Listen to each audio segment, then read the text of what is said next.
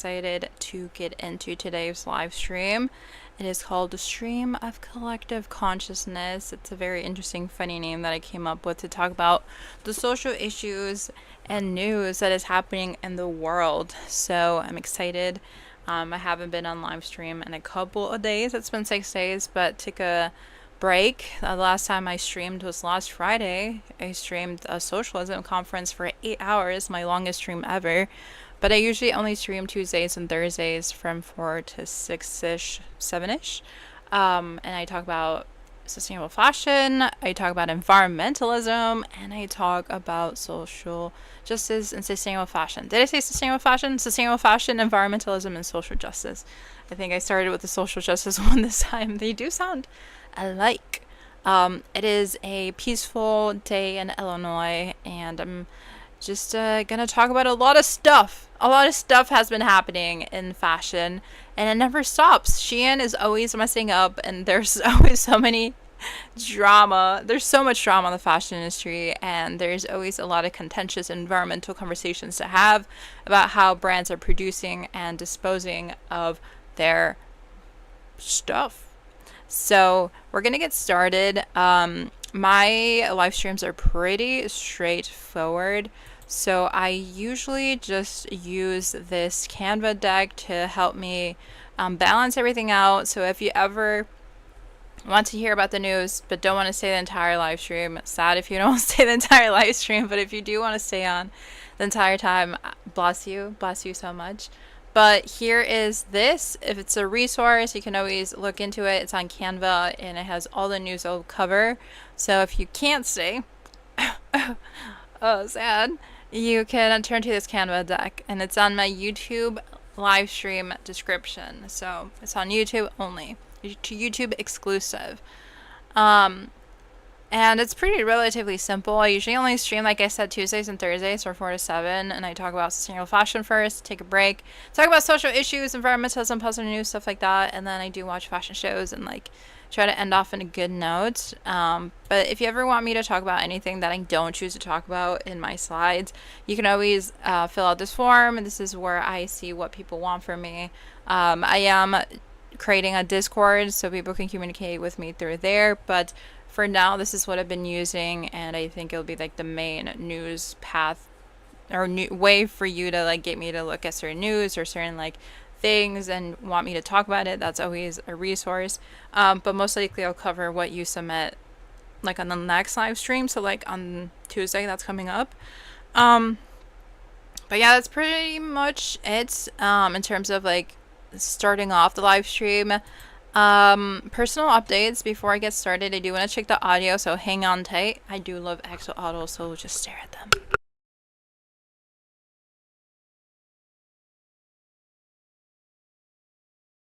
Okay, perfecto.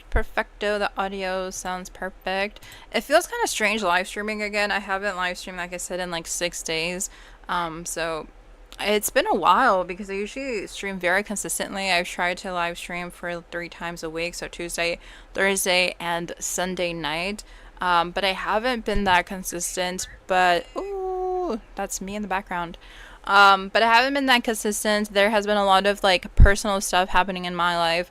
As you may or may not know, I am currently looking for work as I do content creation. I do have a vintage shop, and I had something very worrisome happen. But to give you context of where I live, if you're not familiar, I live in a frontline city in Illinois, and it's very rough. It's a place where a lot of people are struggling to survive, and unfortunately, it's targeting low income, like African American and Latinos the most, because the city doesn't have a strong background in education. It really just provides factory jobs to the community by like major monopolies and major brands and stuff. So we bear the brunt of like systemic issues and environmental racism, and we struggle to get by.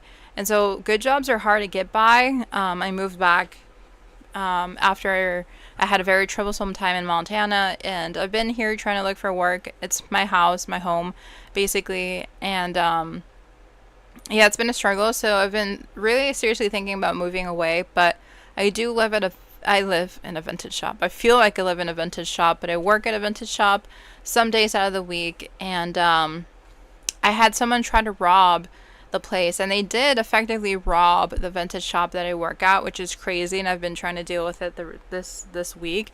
Hence why I didn't stream on Tuesday, because my brain was just like trying to process what had happened. But there was like someone essentially tweaked out. There's someone tweaked out at the vintage store. He walked in with no shoes, clearly on something because he wasn't coherently talking, and then was just grabbing a bunch of stuff. And he has been the one stealing from us in the past. I just could not recognize. I didn't recognize him. I didn't know who he was, and I didn't want to racially profile anyone. So I was like, okay, what is this person doing? When he started acting weird, and then when he started like putting cameras in his pocket, I was like, okay, like this is something I should probably call the police on, or my manager. So I called my manager. He told me to kick him out.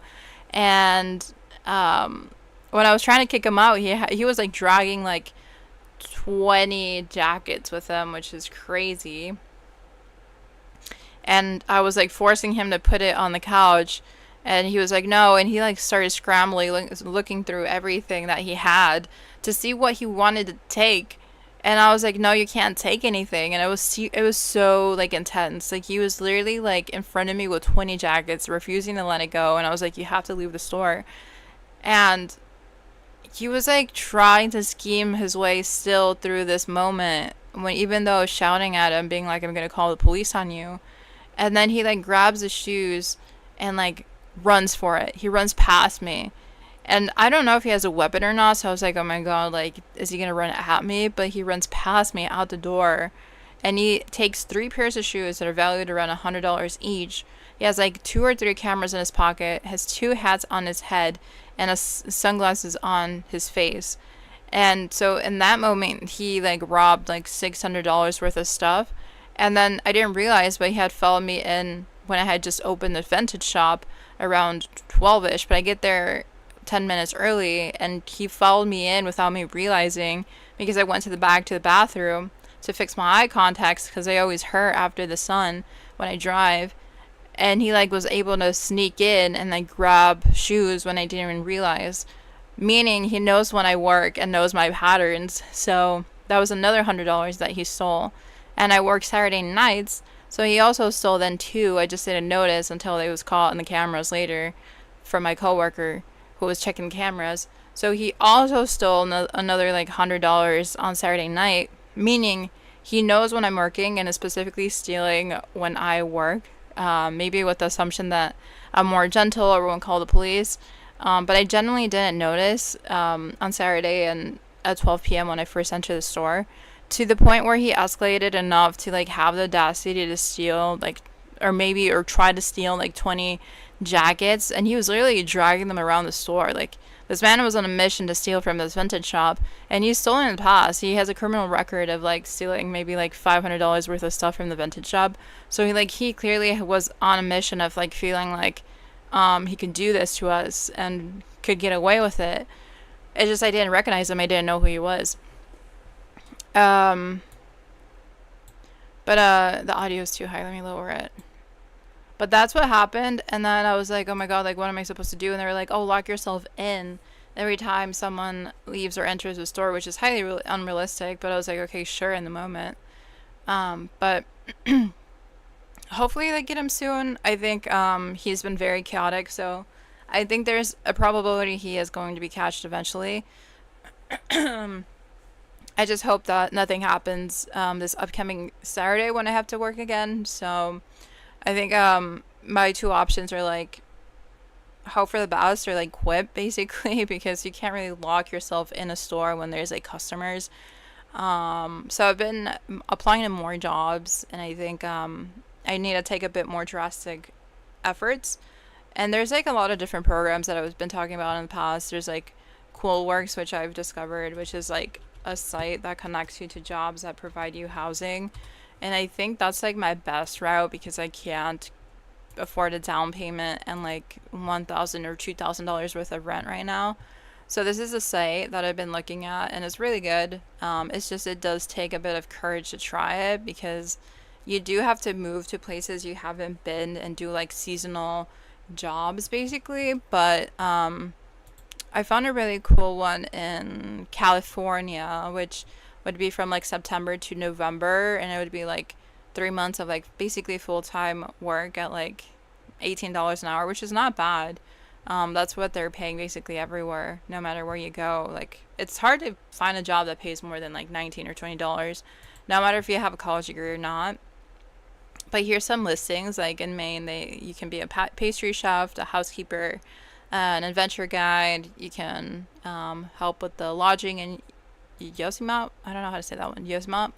So I've been looking into this. There's like lodging and front desks position. So I'm looking more towards like indoorish jobs. And like you can see here, like they do expect a bit of experience, but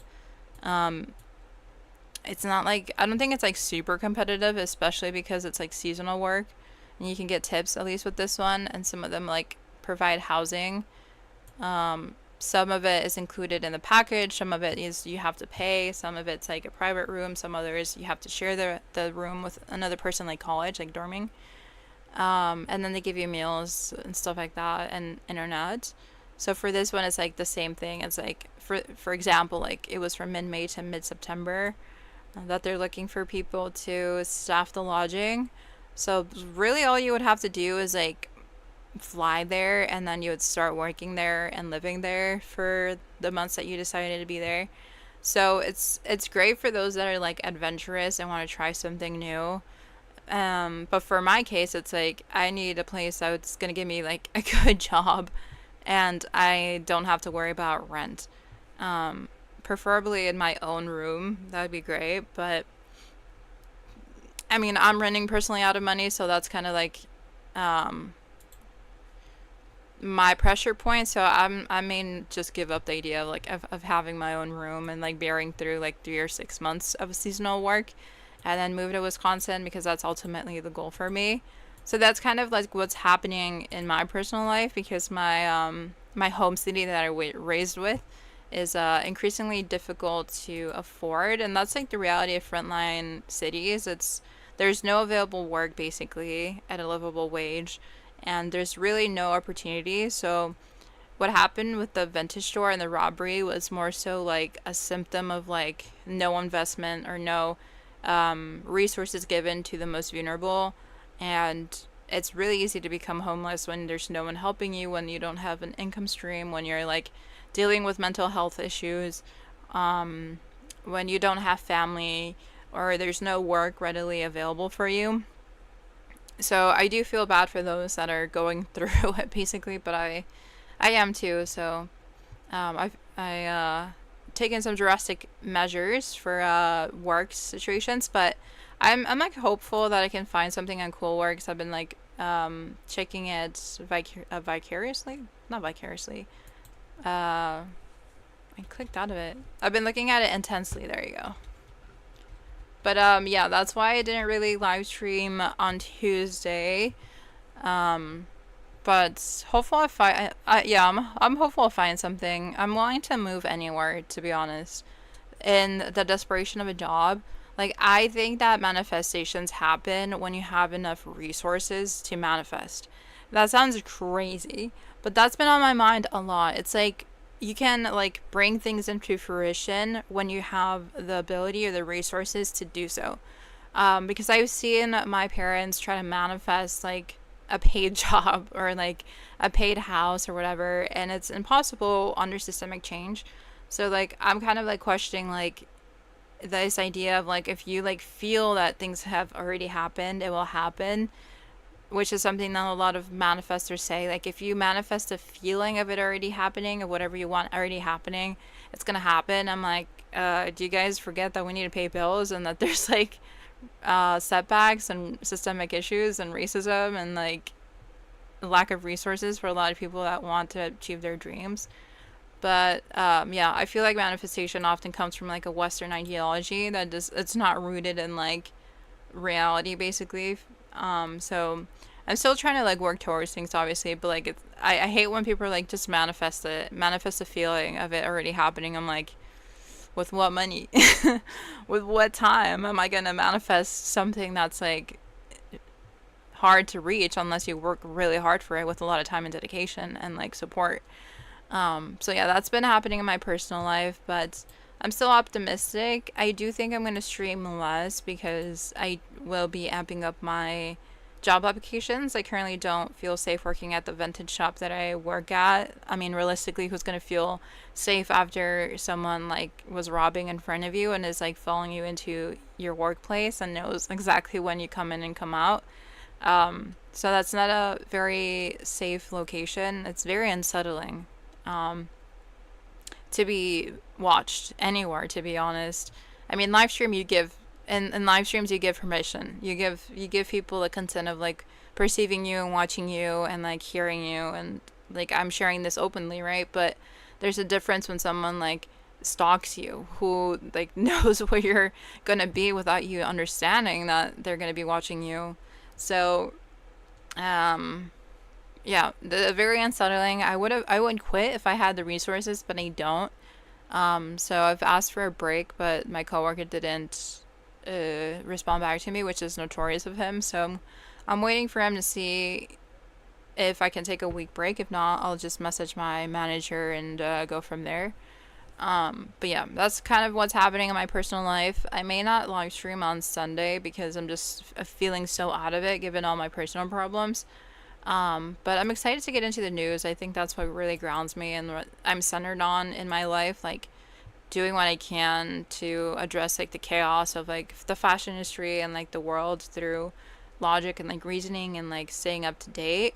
So I do want to talk about what's been happening with Shein because they've repeatedly been messing up. Like if we're gonna look at a brand that's just horrible, we do have to take a look at Shein because they are now faced with another lawsuits, and this is now in terms of their marketing text that they did when they weren't supposed to because they have a national do not call registry and they essentially ignored it.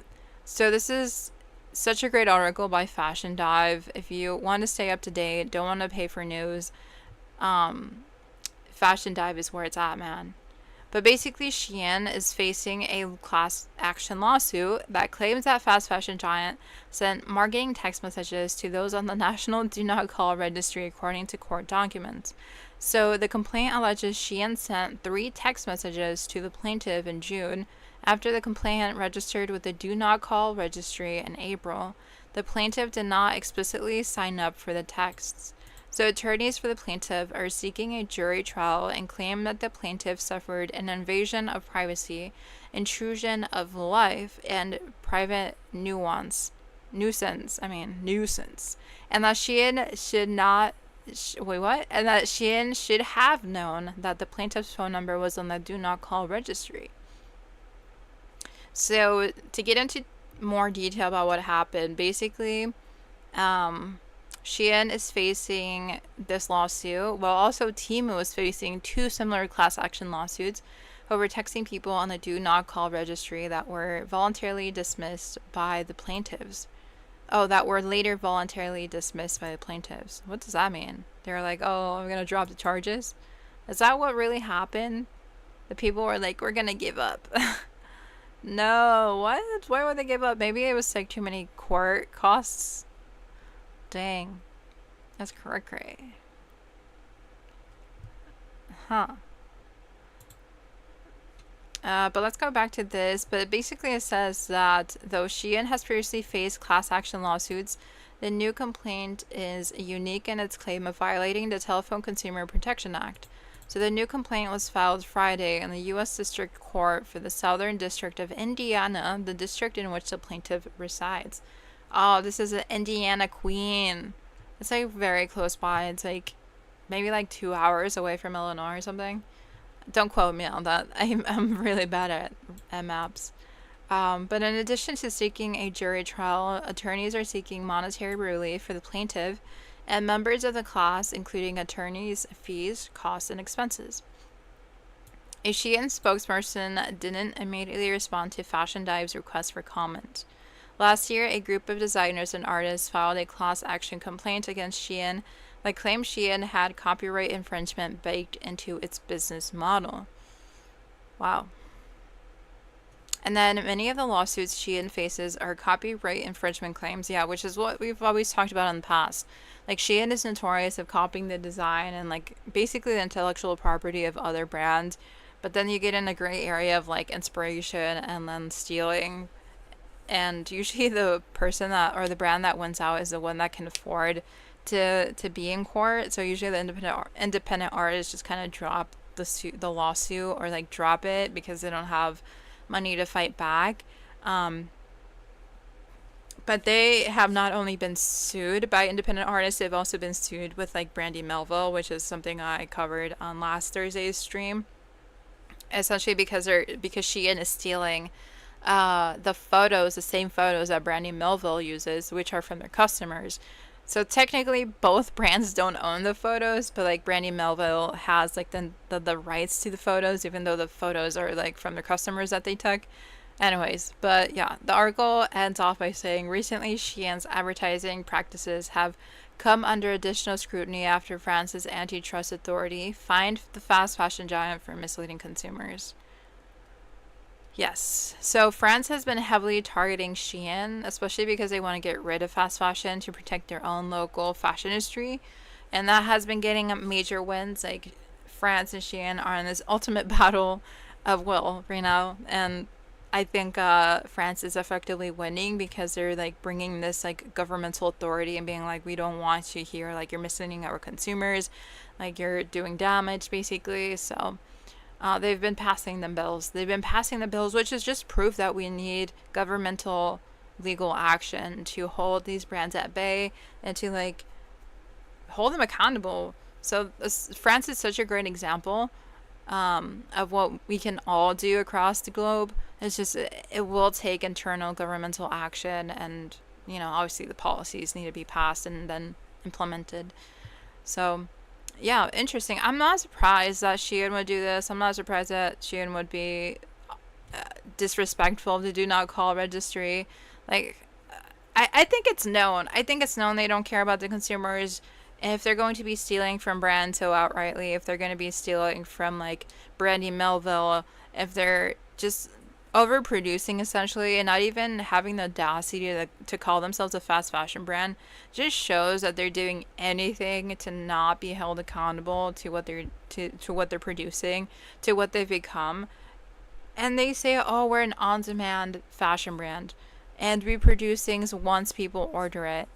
But they've continuously shown us again and again and again that they're just producing things very quickly. People buy it for a very cheap price, which is great for the consumer, obviously, especially when we're struggling.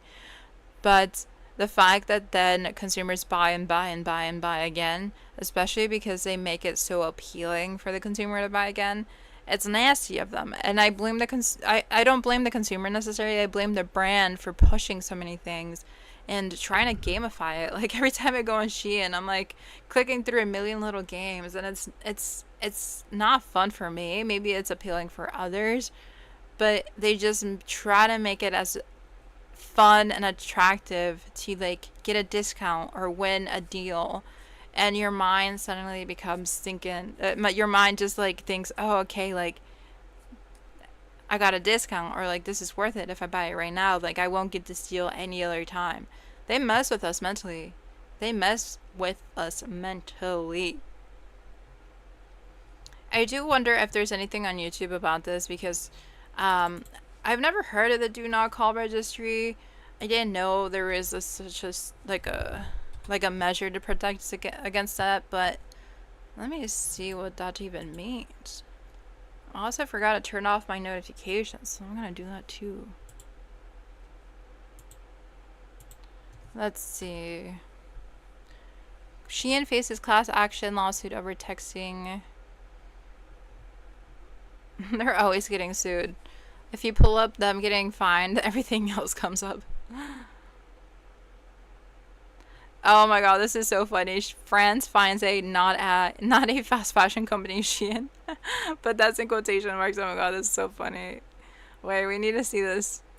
They got Shein sued. is not a fast fashion company, is what the Chinese retailer said after the French government voted to crack down on ultra-fast fashion companies like Shein and Temu last month. Now Shein is in hot water for a separate reason. France's antitrust agency found the company deceived customers, and after monitoring thousands of products sold on the French Shein site, they found 57% of the advertised deals weren't actually offering a lower price. Shein's been fined 47 million euros. The fine has been given to Shein for misleading customers on discounted items, including increasing the price of items before applying a sales discount. This comes after the parliament voted almost unanimously on a bill to reduce the environmental impact of the textile industry. The laws mean there will be penalties for both fast fashion and ultra-fast fashion companies if they don't meet the environmental criteria. Shein said they are committed to complying with the French regulations and they have addressed the issues. Shein is not a fast fashion.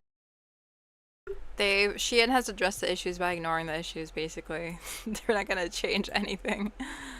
Oh my god, that's so funny. Okay, they're being sued by everything. If you look up anything by them, you're gonna see that they're just always involved in the weirdest lawsuits. I always wonder, I always say this, who is Shein's lawyers? Because my god, they got a job. They got a job, man. They got a job. Okay, I don't see anything specifically about the marketing tax. Oh, sadly, I mean, I'm sure it'll come out within a week or two. Shein cost $13,000 now? What? Oh no, what is this? Oh gosh, she's freaking out about the Labubus. Okay. We have lost our mind. I don't see anything about the Shein marketing tax, which is not surprising. YouTube is notoriously slow in covering anything meaningful. In terms of fashion news, it's just a bunch of fashion shows. But I am not surprised no one else is covering this. Again, Fashion Dive is such a great place to get your news. Laurel, man. Laurel will be tracking Shein. Laurel is a award-winning journalist and reporter for Fashion Dive. Oh, nice. Proud alumna of Western Kentucky University. Nice, nice.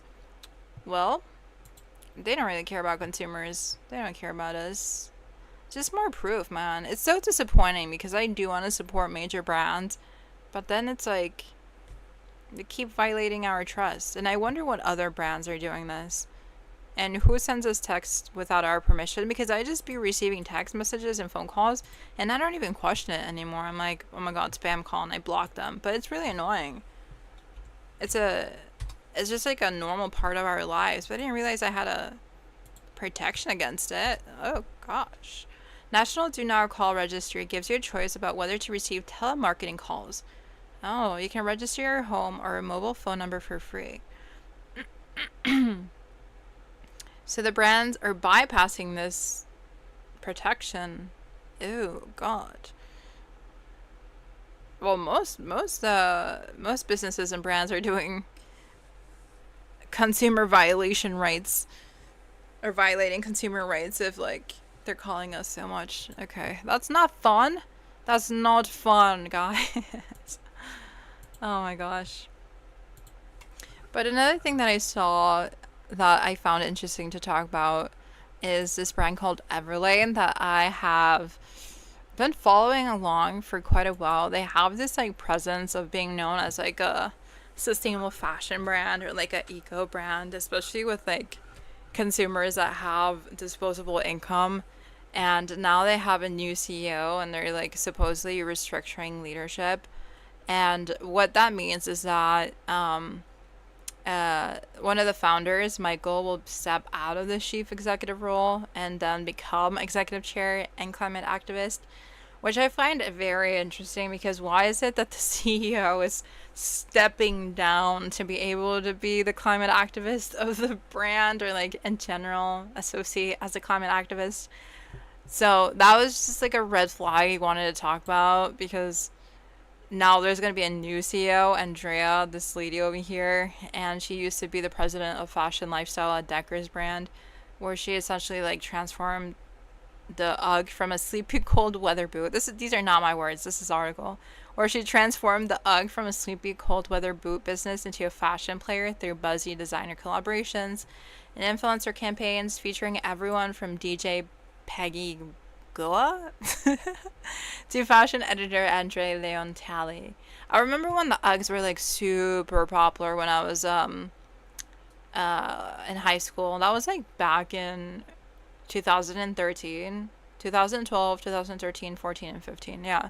Those were the years I was in high school, and they were like the boot, like they were the popular kids' shoes. Even though they got really dirty in the Midwest region, and there was such a mess within the rain, and I forget what you call when the snow is like melting, sleet. I don't know if that's the right word. Sleet and like rain, they would like ruin the boots, and the boots were like $100+, and I just remember like the quote unquote cool girls wearing them, and I was like, they're stained, girl. Like they're not gonna survive the snow, and they were always just nasty after a month of getting them. So it was just not worth it for like the Midwest girl. But if you wanted to be cool, if you wanted to be liked, you had the UGG boot. But that was way back. That was like 12 years ago. 12 years ago. And they kind of lost popularity. And then I've been noticing that they're back in style since like 2 years ago or a year ago. Everyone has like the slip-on Uggs. So I don't know what the comeback is. I don't know what the appeal is either. But I've been seeing knockoffs of the slip-on UGG in Marshalls and like other discount stores. Let me see if I can look them up. Slip-on Uggs. They're so ugly. I personally don't like them, and they're so clinky to walk in. I feel like a kid trying to be a grown-up in them. And they're $125, which is crazy to think about. Like, what justifies $125 for shoes that like get stained very easily and don't protect your feet, and they're clunky and heavy and not practical whatsoever? I don't know. And they're not cute. I don't think they're cute. And then what type of socks are you're supposed to use? I'm confused about the sock situation as well. It says, going fast, 12,000 people have viewed this in the past day. What the hell? These are like fluffy in the inside, which is kind of interesting. They may keep your foot warm, but I've seen people wear these during the summer, and I'm like, how is you not... Okay, I can't talk because I'm so confused, but like, how can you wear these and not have your foot not be cooked alive? You know? Like, how is your foot not cooked alive during the summer by wearing these? I did not know. But I've seen a lot of knockoffs for like $20. And I try to buy them. I was like, I'll get into the trend this year. I cannot do it. I can have a knockoff pair if I wanted to. It's just I don't like these. But I've been seeing them everywhere, especially with like the mainstream normie girls that wouldn't be like the popular cool kid. I've been seeing them a lot on them. But I don't hold anything against anyone for trying to fit in or like be quote unquote cool. It's just I don't really get it. They're kind of ugly, but that's just my perception. But yeah, in terms of like Everlane, they are gonna go through that transition, and they've been preparing since 2022, and they've been partnering to bring more environmental impact to the center of their business. So Praiseman, who is the original founder of Everlane, he used to be in the priority equity and tech background, and then he founded Everlane in 2010 with a mission of selling ethically made clothing with transparent pricing. So Everlane, I don't think, is basically my target for like clothing. Like, I'm not their target audience. Like, I don't have any disposable income. I don't see myself spending like $50 in a shirt, which is like what they typically sell for. I can pull it up. This is not an ad. This is more a criticism of them. But I've been hearing Everlane as like the go-to place to buy ethically or sustainably made clothing. They have a lot of pop-ups. Annoying. And I swear I saw like I saw $50 deal somewhere. Yeah, there you go. $53 relaxed tees.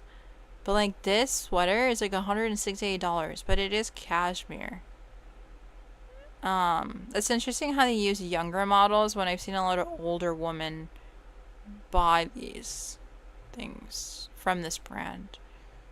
It's like corporate America likes this. If you're like a privileged Caucasian corporate America woman, most likely you've bought from Everlane.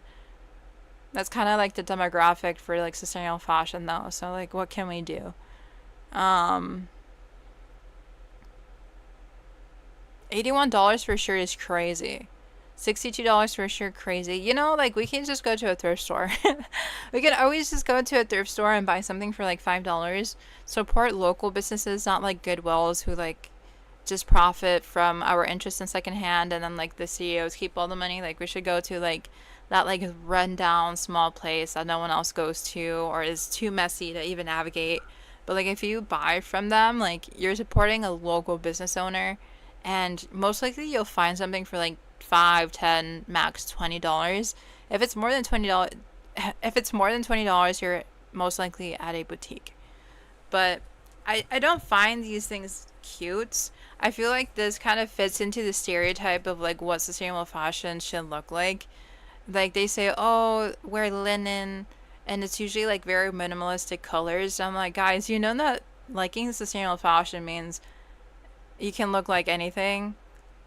You can wear maximalist colors. You can wear any style that you want. You can most likely be the most sustainable consumer if you just get things from your own closet or from your local thrift store. Like this I feel like embodies this concept of what it means to be the atypical sustainable fashion consumer. Like if you want to fit in, you go to Everlane basically. If you don't want to step out of the box and choose a safe choice, you go to Everlane. And it's just bland. Like it's just a collared shirt, it's just a black t-shirt. Maybe they would say, oh, this is like a timeless look, but I don't really believe in the concept of timeless fashion, to be honest. I feel like whatever we want to hold on to, we'll call timeless because we're remembering the memories and having it for the rest of our life. But inherently, everything in our reality, as we know it, has a timestamp on it. Even though time can be a concept, but I don't think that's what sustainable fashion lovers are saying. I think timeless alludes to like you can wear it whenever, but for me what makes it timeless is like I can look at this item and remember when I was 20 when I was wearing this, and when I was 30 wearing this, and when I was 40 wearing this. Like it's a reverse for me. It's very timeful. It's full of memories, it's full of different times, and that's why I keep it alive. So like I don't really support all the myths and ideas and logics in the sustainable fashion world, but to each their own. If you think something's timeless, I would love to hear your concept of timeless. It's just that word is like thrown around a lot to excuse like very bland fashion choices in the name of like this is what creates a very sustainable closet, aka a capsule closet. But I'm a maximalist. I have a bias. I love a lot of things. I love colors. I love mixing and matching. So I can't see myself having a capsule wardrobe, which is like having only a certain amount of things, like 3 white tops and 2 black tops and like a brown top or whatever, and like basic denim jeans or like a black jeans or a white jeans. Like that's not me. That's a very minimalist look. So yeah, I like a lot of options. I like a lot of colors. I like a lot of different interesting textures. So this is not personally for me either ways. Like no matter if the demographic is for someone else. Like I think I have similar interests to like maybe an older artisanal consumer. So basically like maybe someone from Latin America that is like probably in the 30s or 40s that likes artisanal clothing from Latin America. I think that's more likely how a brand could reach me. So, but yeah, this is a brand. I hate the options, but you know, it works. It works for them. They're popular for a reason. It fits the mold of like the sustainable fashion demographic, and that's I think why they're doing well. And then they say they have a transparent pricing system, which I don't know what that means. I wonder if they break down how much it costs to make things. It says it's responsibly made from responsible forestry. I don't see a breakdown of the actual price. It just says a price. So that's a lie. You can't have transparent pricing if you don't break down how much you're making and like where things are made. But yeah, they say that the modern basics have a minimalistic appeal. Crop pants, blah blah blah, stuff like that. And now they're focused on lowering the environmental impact and is tracking to eliminate 90% of virgin plastics from its apparel materials by the end of 2021. And they've also released recycled leather shoes called Reed Leather sneakers. And they've been recycling leather and polyester scraps to reduce water that is used to produce them. So, yeah, I just wanted to note that their change of like CEO is very interesting because like how is it that the one in charge for years since like what was it 2010 has been in charge of this brand, essentially built it out, made money from a problem, because if you make a sustainable fashion brand, you're making money from fast fashion. Like you provide an alternative to those that have the money to buy into solutions, which are often very privileged women with basic style. I don't blame them, but like since 2010, he's really not improved a lot, and now he's barely improving as he steps down from CEO to become now a climate activist. So it just kind of screams like, oh, I made my money from the problem. Now I want to be a good player. But I don't hate Everlane. Like, it's better to have this alternative than nothing. But like, if you literally waited like 15 years to be like, yeah, now I'm a climate activist. But it's like, buddy, where you been? There's been a problem and you've known it. So I wish he could have stayed on board. I wish he could have been like, yes, I'm a climate activist and a CEO, and I'm here to essentially drastically reduce how much environmental emissions or whatever harm that we're producing immediately. Like, he should have been doing this since the get-go, because I feel like I have an inkling that he knew the problems since the very beginning, and yet didn't really do much throughout the years except increase the products that he made and increase the collection. So, I mean, that's his legacy. I'm not sure why he didn't want to amplify or like uplift more of his work on environmentalism as he was a CEO, but instead felt like he had to step down to like focus on it. But I mean, CEOs don't have a reputation of being climate activists, so sometimes people fit roles and like follow them to an exact T. Like, you're like, oh, to be a CEO, I have to be profit driven. To be a CEO, I have to, create profit or reach certain goals, for every quarter. So I think whether it was achieving a role or achieving certain metrics, it just did not make the cut for him. And now he's like focused on a different trajectory to like actually live up to like what he started doing or wanted to start when he was doing this brand. Because he's like, oh, we can believe we can all make a difference. But if it takes you 15 years to become a climate activist, then what was that? What does that say about the person? I don't know, man. But I'm really not a fan of sustainable fashion brands. I've always said that. I've been always very critical of like brands in general. I don't think we need brands to create solutions. I think we just need to buy locally and use what we have. We already have 6 generations worth of clothing, and if we produce more brands, and it's kind of like we're just adding to the problem. And I have to deal with this personally because I want to start my own like Mexican artisanal collection, but I'd probably only sell like 20 things every year. So, and it would just be for fun, just to like do it, to learn about stitching and like sewing and like my ancestry. So it's more so like a selfish interest to learn and then like maybe make max like $200-$300 for my efforts. But it's at the same time I'm like, oh my god, I'm gonna be making more stuff and adding to the piles. And I don't want that. I really don't want that. So I may not even end up selling them. I may just keep them. Can you be a sustainable fashion designer and not sell your products? I just want to design things and create them more so for me to like learn about artisanry than like getting the money from it. Hence why I'm poor. Oh my god. And talking about money, the crazy thing that I saw is that the original Birkin bag sold for $10 million from a consumer in Japan that called in and bought it.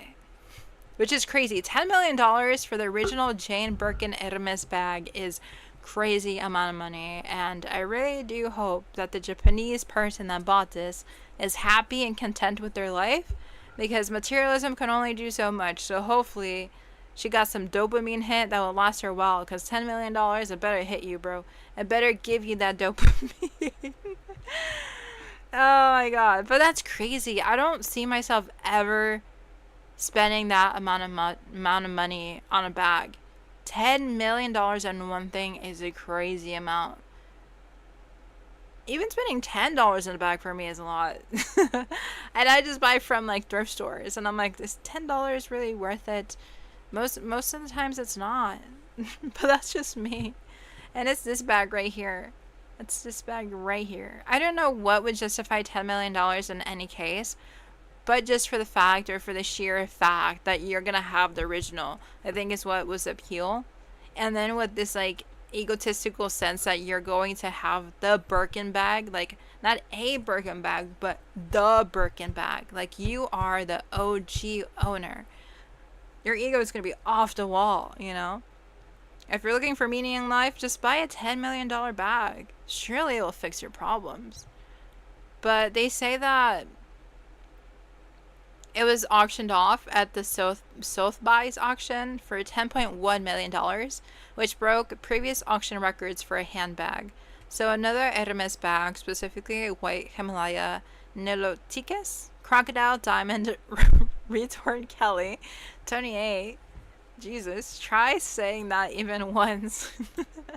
Sold for $500,000 in 2021.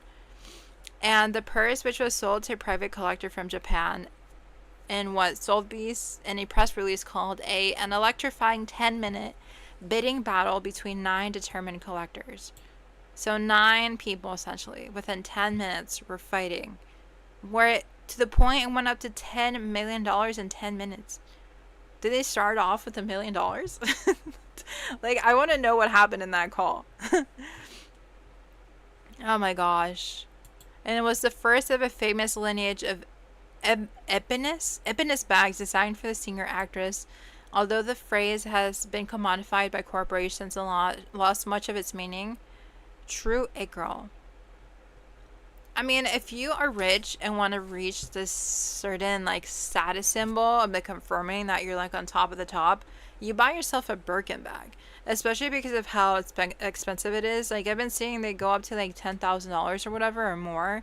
I'm not even sure. I don't even want to know the number at this point. Like what would justify even $10,000, much less 10 million, is beyond me. But yeah, says here that the Birkin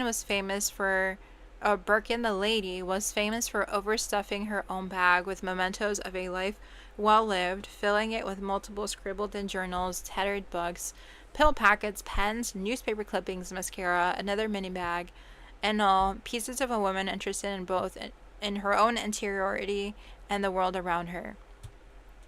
Wow, that was so poetic for someone that just puts stuff in a bag. So the handle of her Birkin was tattered, and the once stiff leather shell was worn flimsy and soft, often resting on the ground against carpet or concrete. I like something modern day Birkin owners, apart from the Olsen twins, might once at.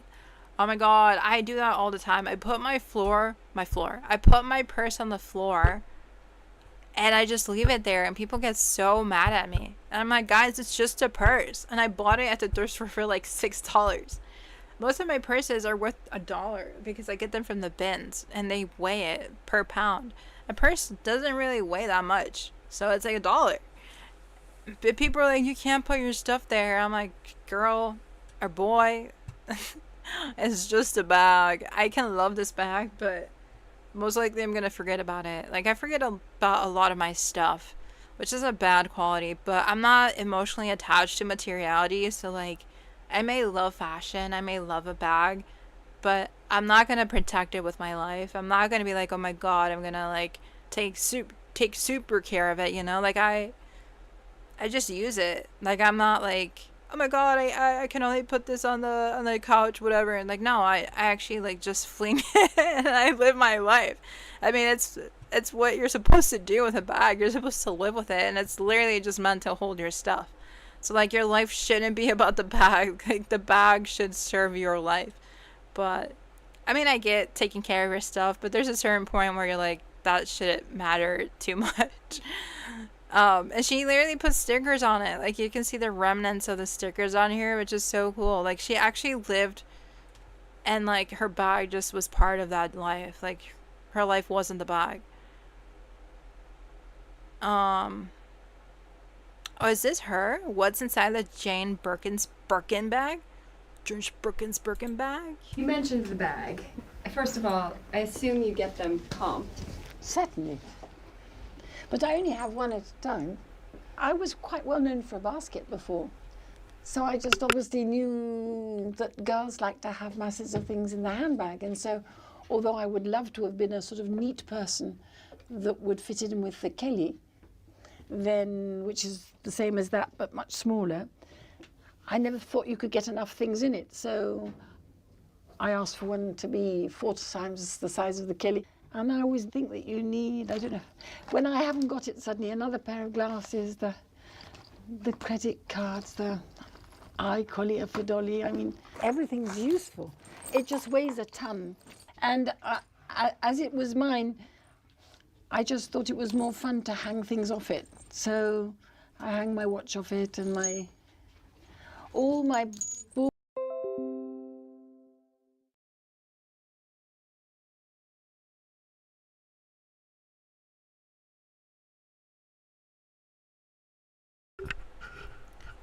Yeah, basically that was a video. There was a glitch. My OBS has been tweaking out today. Hello, those chatting in the chat. Hello, welcome. I mean, it's so interesting how, like, she just seemed like such a free-spirited woman. Would put the most random charms on the bag. Liked how it represented a sense of, like, happiness.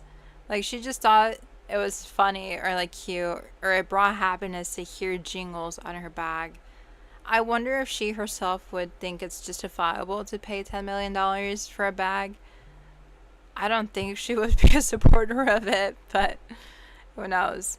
And she had like political stickers on there and knickknacks, charms. Oh my god, that's so funny. They're like, she perhaps would have like the Labubu. Maybe. But the original today that was sold lacks any of the adorable embellishments of any sort, but had a nail clipper that she had hung on the outside of the bag for last minute touch-ups and manicures. Oh, they got a complimentary she got a complimentary nail clipper. Ew. Oh, this is so ironic given how they hyped up the bag as like this elite luxury item when like she herself seemed so down to earth and normal. And she says, as a fellow messy girl, one whose bag are filled with forgettable fossils of past versions of me and crumbled receipts and matchbooks and Stingler pieces of gum, I do have mixed feelings about the sale of this bag. Part of me is tickled pink that this purse will have a safe and quiet finale for now, resting place, but the other half of me wants to see this Birkin back out on the town, swinging from some hottie's arm on a night out as she flings it around in front of some DJ booth. I mean, that's what bags are meant for. They're supposed to be used. I hate when you fossilize items that are supposed to be practical. Like, I get museums, but like, it just gives a sense of that things are dead, even though they can still be used. When I go to a museum and I see like clothing that's been conserved from like the past, from the 80s and the 90s, I don't get it. Like, there's just so much more older items that are being worn. But some people just want to like make pretty exhibitions about stuff, so it can be educational. It's just it feels like we're kind of taking away the practicality of something by putting it behind a glass wall. But museums exist for a reason, right? They gotta preserve, they gotta showcase, and I can't control that. Let's see. But CMs are kind of odd now that I think about it. I'm like, how did that idea come to us in the first place? Like, how did we think, okay, we're gonna have a whole building where people can just walk around and like look at stuff and reflect on it? That's so interesting. And we've just normalized it. So I wonder where that came from. Oh, okay. So going into this news bit, I am going to talk about this, but I will be taking a small little break since we've hit 5 p.m. Central Time. I'm going to take a 5-minute little break, but I do want to put on an interesting little YouTube video while I go. What shall we watch as I get a little break? How do I recycle my clothes? Ew. Let's watch this.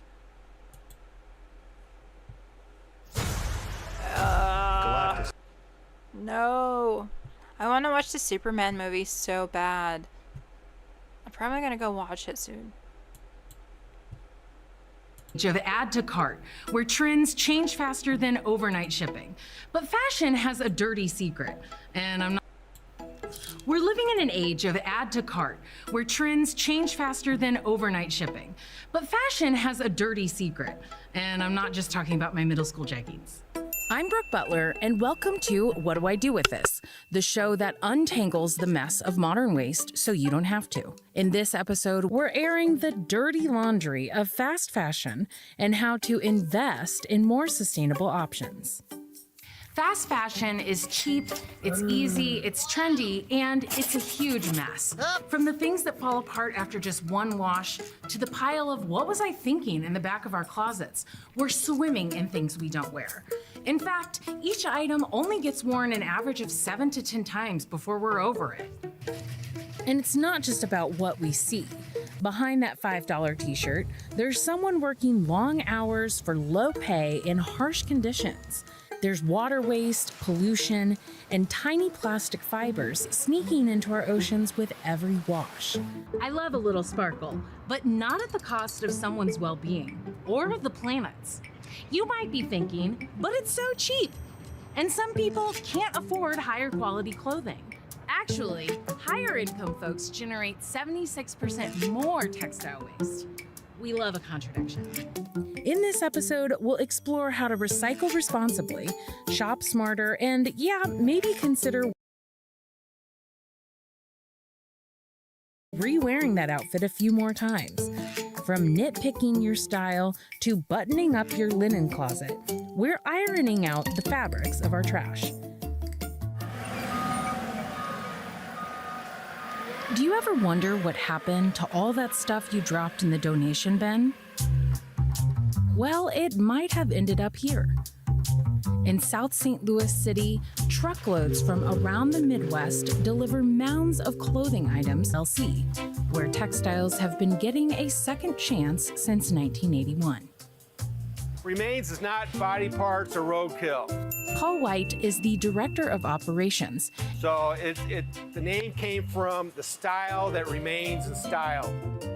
While Remains started as a thrift store, it now exists not to shop for those secondhand items, but because the massive supply of stuff doesn't always meet demands. So has working here changed your buying habits? Oh yeah, I only buy underwear. Yeah. It sucks. Free shop. Technically, everything is recyclable, but there's a cost to recycle things. So, a tennis shoe has many different components in there, and there's different costs of how to capture those components. It makes sense to recycle it. That's what we're trying to do. Always trying to find a better way to recycle items that make sense. So let's talk through how it makes sense for Remains. First, all of the first cycle of sorting happens. These two individuals, all they're doing is opening up bags to feed the line. So they're opening up the bags, but they're also checking to see if there's a big lot of rain or a leaky trailer.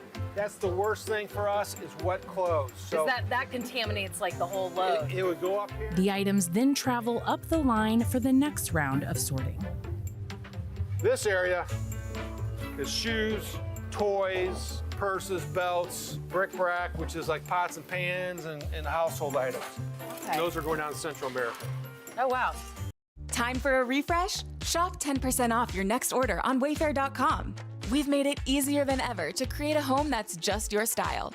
For a shortcut to the good stuff, look for the Wayfair Verified stamp.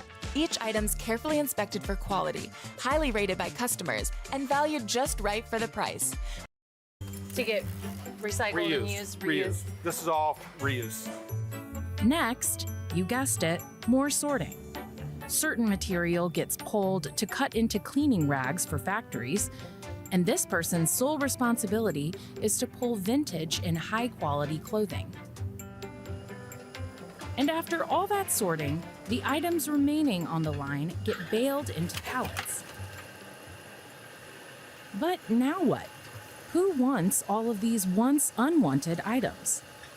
So maybe 40% gets reused as clothing.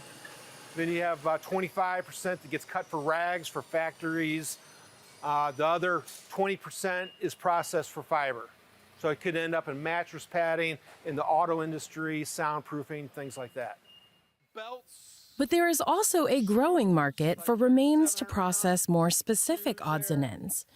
Pallets of burlap sacks that once held coffee beans get shipped off to be used in plant nurseries or even down to New Orleans to fish for seafood. These boxes are all full of hospital gowns. Cotton items get shredded into these bales of fiber that are sent off to be made into new textile material. We've made paper before out of old clothes, like 100% cotton sweaters. At one point, we were doing that. We do have a market for single shoes for very low cost, meaning it's it would be cheaper for me to throw them away, but I store them and I ship them out as a single shoe. Okay. And what they do is they do near matches. Okay. So they'll take this shoe, they'll find another shoe similar size, and make a near match. Oh, Overseas. interesting. So why put all of these resources into reusing and recycling? Well, the alternative is the consequences that decomposing textiles have when discarded into landfills. Because of the layers upon layers of garbage being dumped into landfills, textiles don't receive the proper oxygen to decompose. This creates a process called anaerobic digestion that creates methane gases, a major contributor to global warming. And it doesn't stop there. The dyes and chemicals used to make these textiles can also break down into the soil and contaminate groundwater. With mass manufacturing of fast fashion with synthetic materials, it's a little beyond the average person's control, but there are some things Paul says we can do to help. If you Google single socks, it will give you a list of like 60 different uses for a single sock. Oh my god, the amount of times I've lost my socks is crazy. There has to be some like mythical god of lost socks or something. Because how is it that they just keep getting lost? Like, where do they go? Is there a sock heaven? Sock hell? Because I check behind my laundry machine and I look around my room. I do not see these socks. It's scary. There's a lot of trade-ins. A lot of companies are saying trade in your old clothes. And the main thing is just keeping it in the cycle, keeping it in the circle, getting reused and reused. Let's talk textile concept. Actually, in the 1960s, in centers like New York and Paris, they started making clothes based on what the high fashion people were doing for everyday people. Okay. And they would do a quick turnaround. So this idea of fast being that, you know, you get the idea or you make the design today and in 6 weeks or 2 weeks it gets into the store isn't a new thing for the fashion industry. What is she trying to tell us? Did she just normalize fast fashion? Girl, I think we're talking about two different things. Obviously things in the past were different, but then brands like took this concept and like pushed it into a national, even global level So I think what she's comparing are two entirely different things. You can't normalize fast fashion in any way.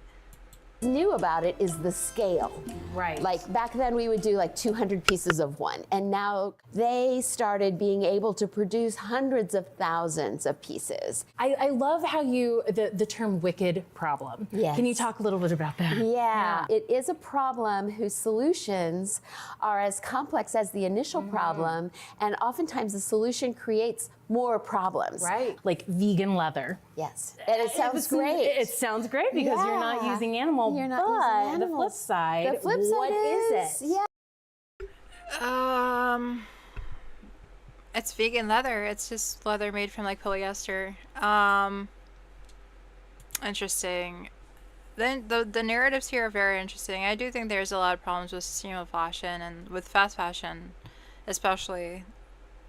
But we cannot normalize fast fashion in any capacity. And she herself addresses it. She's like, oh, we used to do things in like 200 pieces at once. Now it's like thousands and thousands upon thousands of things produced. So, very interesting. 9 PBS has a new series on this. Very nice.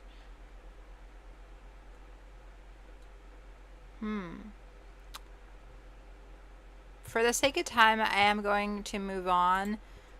So we're gonna go into the counterfeit market that's been seen in the US. So basically, there has been a lot of products that have been increasingly been tested for authenticity, which I'm sure you've seen or been made aware of if you buy, use online or from any site. Like a lot of people, when they're paying large sums of money for like luxury items, they want to know that it's quote unquote authentic. And also, if you're buying just in general from any brand, you want to make it feel like it's worth your money. Like, oh, I want it to be real. Like, obviously no one wants to buy a fake thing if they're paying a lot of money for it. So there's been a lot of initiatives, a lot of platforms that have been basically authenticating items. And so this gets into detail of that very thing. So let's go ahead and listen. This article is by Fashion Dive. Counterfeit market continues to grow in US. Dive brief. The volume of performance sneakers and luxury handbags being scanned for authenticity in the US market is growing, according to a new report from Authentication Technology. Hello. Hello. OBS. Come on. Reconnection successful. What is going on with this OBS thing? OBS did not fail me. Sorry, I'm having tech issues. It's not my internet. It's nothing else but OBS. It's the very software that I'm not supposed to be worried about is causing problems. Why does OBS disconnect and reconnect?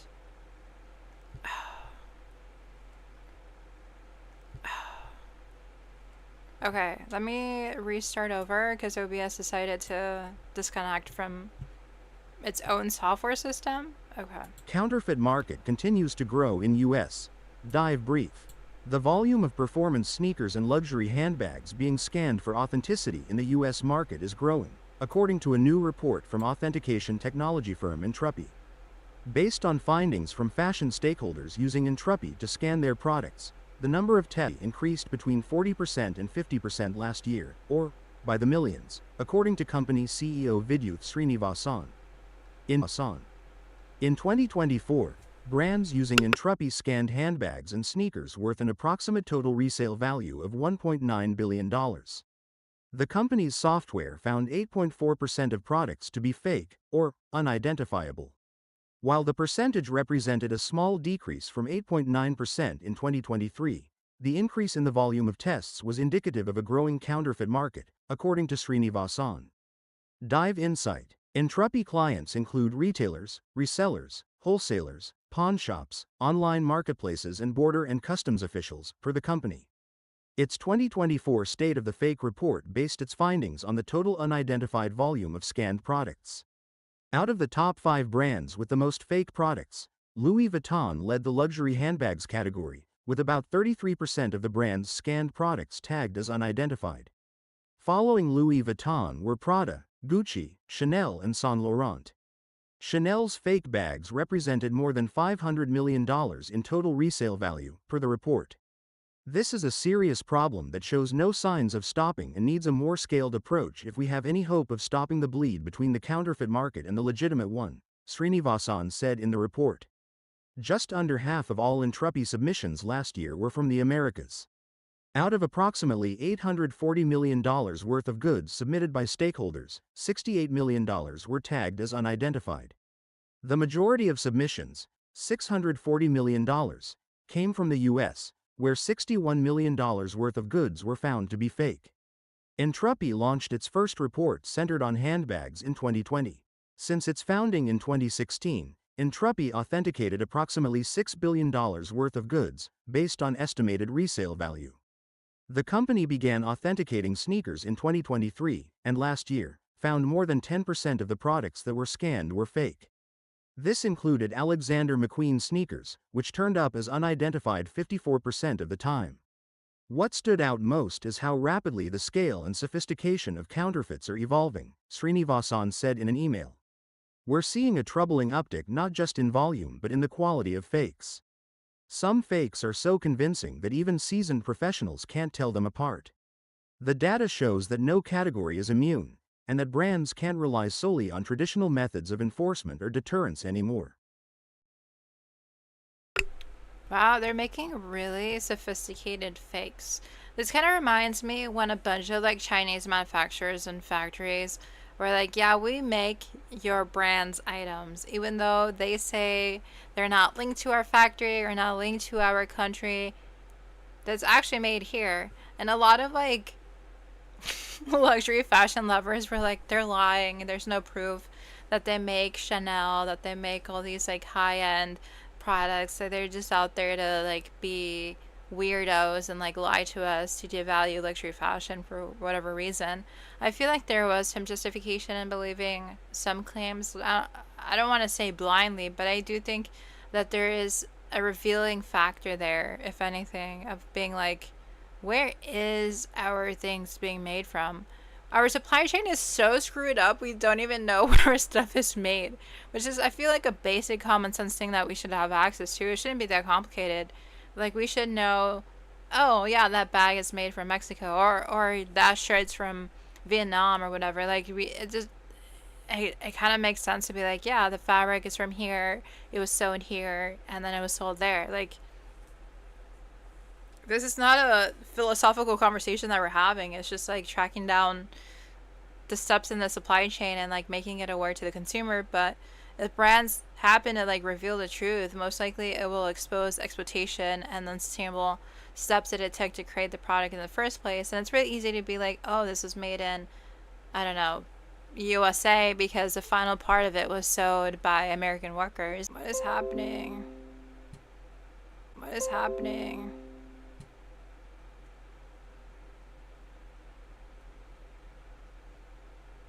Am I back?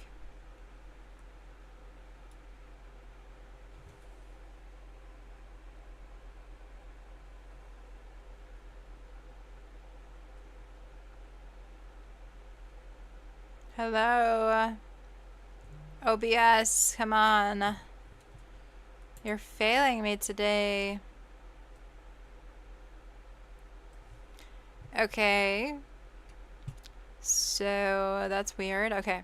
Well, like I was saying, I think just this conversation just begs us to question like where things are actually made. Sorry for the tech issues. I literally live streamed on Friday for like 8 hours and I didn't have one tech issue. And today it's like just too many problems. Too many problems. I think my internet is just not working today, so. And it's OBS too that may be causing the problems. I don't even know. But yeah, I was talking about how the brands that we love and respect should probably be questioned. Like, we don't really know where all major luxury fashion brands are made.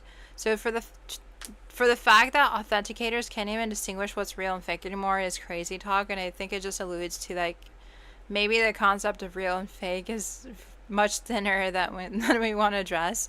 The line between real and fake, man, very, very thin. And they're like good, decent bags, you know? You can use this. You can stuff your pencils in there. You can put your little knickknacks in there. And honestly, who cares if it's real or fake? Like, why does that matter?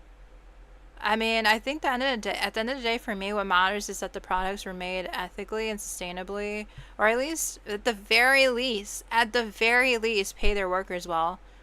But most likely, if it's a fake, then I think it was just made in an underground factory, paying people a minimum wage or something, so, or very little wage. If we're willing to pay like $1,000 for a luxury bag, I think we should be willing to pay $1,000 for an ethically made bag. That's my opinion right there. Very contentious in a way, but like, if we're so focused on logos, why can't we just focus on good, ethically made stuff in contrast? Like, I don't know how hard it is to be a good person for people. I don't know. Why is a logo more important than human rights? I don't know, people, wake the heck up. Logos don't matter. But, I mean, society seems to be corrupted in a lot of different ways, like morally, that it's just so important to showcase that we have something going on, that we're better than others based on a logo, which is just an illusion. I don't know, man. I don't know what's going on with human nature. Who knows psychologically what's happening. But I do want to talk about the possible bankruptcy of Claire's, which is such a beautiful store that I was raised in. Basically, it was my store. It's where I got my ears pierced. It's where I wandered around with the cutest knickknacks and accessories that I could never afford and dream about having. And if you're not familiar with Claire's, how dare you? But basically, they sell like earrings, necklaces, hair accessories, bracelets, necklaces, all the cute little stuff. But they're considering going bankrupt or filing bankruptcy. Oh no, I love Claire's. They're usually in the malls, and I love them so much. It's such a cute little store. It's definitely for like preteens, tweens. But this is an article by Women's Wear Daily, and they say Claire's could sell itself via bankruptcy amid tariff debt struggles. No, no, not the Claire's. But it says a high debt load and added cost from higher tariffs is pushing the U.S. operation of tween retailers Claire to the brink. So the accessories firm, which sells an assortment of jewelry, socks, slippers, beauty, hair accessories, and home, relies on a heavy supply chain based in China. So retail prices average around $4.99 to $19.99, although a few items are as low as $1.99 and could go as high as $34.99 for a shoulder bag. Oh my god, I wanted a bag from Claire's so bad when I was a kid. Here, let's pull it up. Claire's, and like, what was I? I was like in the early, 2010s? Yeah, I was a kid back then. 15 years ago, I was 13. Yes. Yes. Claire's in 2010. Let's see. How would they look? Give me a throwback. I want to see pictures of them. In the 2010s, it was glory days. That's core childhood memories. They kind of still look the same. Nothing has really changed. I love Claire's. There was the weirdest knickknacks ever. See, this was heaven for a girl. This was my Shein growing up. Oh my god. But going back to this, it says that Claire is owned by Elliott Management Corp. Oh gosh, so serious. And Monarch Alternative Capital, who were part of the creditor group that took control of the retailer after it filed for Chapter 11 bankruptcy in March 2018. I didn't know they had financial troubles in the past. 7 years ago? Dang. And so the bankruptcy helped Claire eliminate $1.9 billion of debt. Every time I feel poor, I feel kind of better for myself because I'm like, dang, These brands had $1.9 billion of debt forgiven. And over here, this poor little girl like me has like just a little bit of 40K in debt. You know, it makes my 40K debt feel so much nicer. $1.9 billion is crazy. What were they doing? So the retailer exited. I cannot read anymore. Exited. The retailer exited bankruptcy proceedings 7 months later. Oh wow. So the tween retailer said in October 2018 that it gained $575 million in new capital in its reorganization. Wow. Me and numbers do not coincide. I read $500,000 when it's 575 million. That's a huge difference. Wow. Okay, they gained 575 million in new capital. Wow, in its organization. I wonder what was going on that was like not working well. And then in 2021, it planned an initial public offering, but then it was abandoned in 2023. Oh. And then they've been in Walmarts and Macy's as concessions or shop-in-shops. I haven't seen those. Oh, I have not seen those. Wait, we should look those up.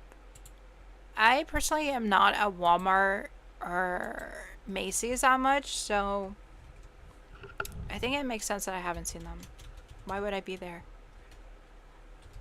Why would I be looking for Claire's pop-ups? Macy rolls out Claire's latest retail partner. Oh, cute. That was a while ago, 2022. Oh yeah, it's just like little stands. There's no little photos or anything. I don't think they're that popular. If nothing's showing up.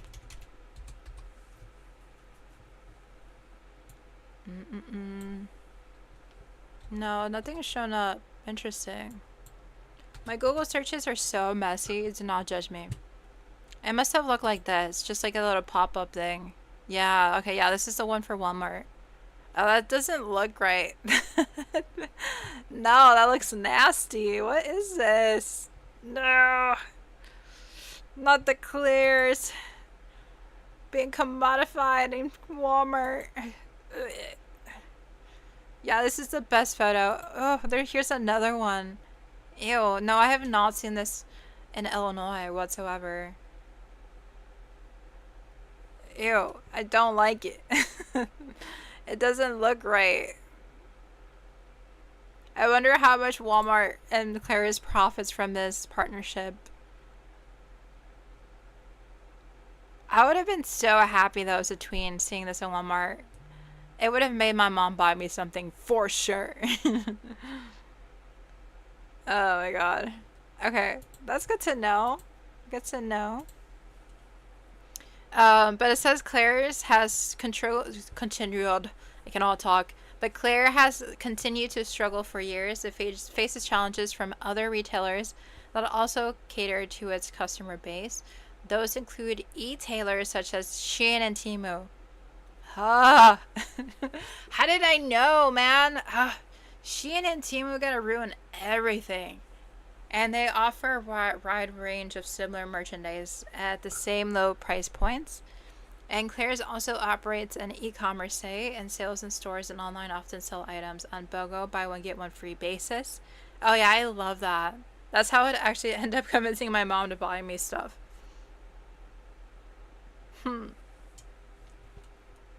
But sadly, Bloomberg reported in May that the chain has started deferring debt interest payments due to tariff tensions. Ugh. The retailer had a $475 million loan. What? A $475 million loan in December 2026? I'm over here asking for $10. And some people are asking for $475 million in loans. That's crazy. Troubled chains hold off on interest payments to preserve cash. What? So they don't pay the interest so they can have more money? Oh my god, brands are just like us, but worse. Wow, I feel so bad for the store.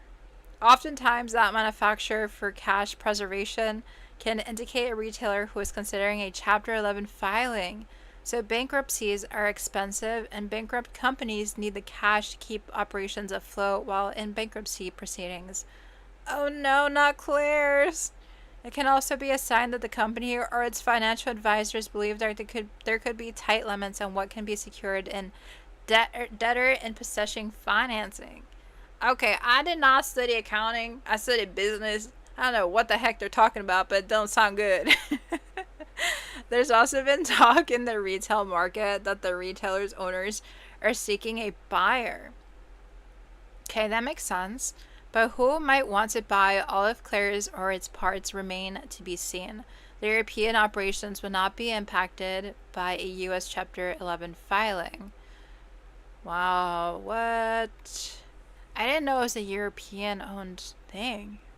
It used to have US... No, it still has US loans. Okay, so it's based here in the US but has European owners. Interesting. Alright. No, not the Claire's. I do feel like they're in troubled waters, especially if they have signs that they're struggling and holding on to the cash as best they can in midst of whatever negotiations they're scheming of behind the scenes. They're surely going to each brand being like, you want to buy us? You want to buy us? Please help us. A lot of brands, though, have been shutting down. It's actually very concerning. I do feel like a lot of stores are going towards the trajectory of e-commerce. And like Shein and Temu, man, we gotta shut them down. And these are YouTube videos from when they last almost went bankrupt, but then got saved. So I don't see any recent ones, though. Any recent news?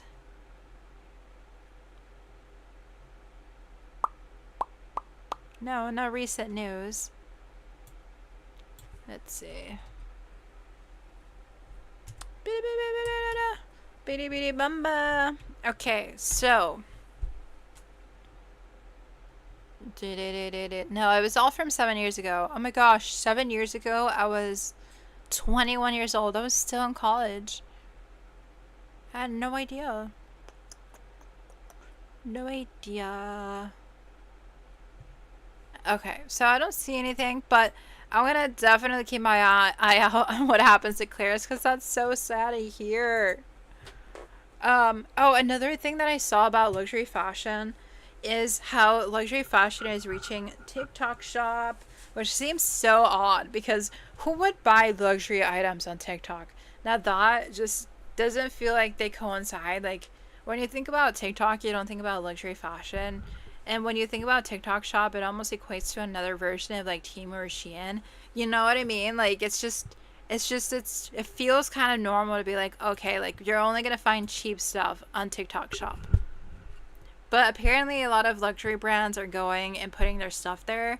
And this article talks about it. It was released a couple of days ago. It's also by Fashion Dive, but it's under Retail Dive. I think it's two different organizations, but yeah, Retail Dive. Let's listen. Luxury shoppers turn to TikTok for product discovery. Dive brief. 7 in 10 luxury shoppers on TikTok have spent more than £1,000, approximately $1,355 at press time, on a single fashion item, typically after watching peer-led content, according to a TikTok commissioned report conducted by AYTM. While over a third of first-time luxury purchasers said, "Do not.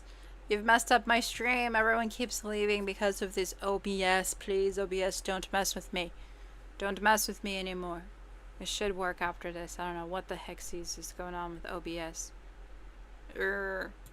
Dive insight. Though TikTok is becoming a popular platform for finding high-end fashions, fewer are making immediate purchases.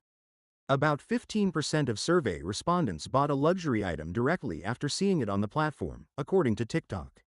More often, shoppers save content and return to it when they're ready to buy, the report said. This research shows that what drives luxury purchases today isn't Polish, it's proof, Cassandra Russell, GBS at TikTok UK, said in a statement. People want to hear from peers, not just brands.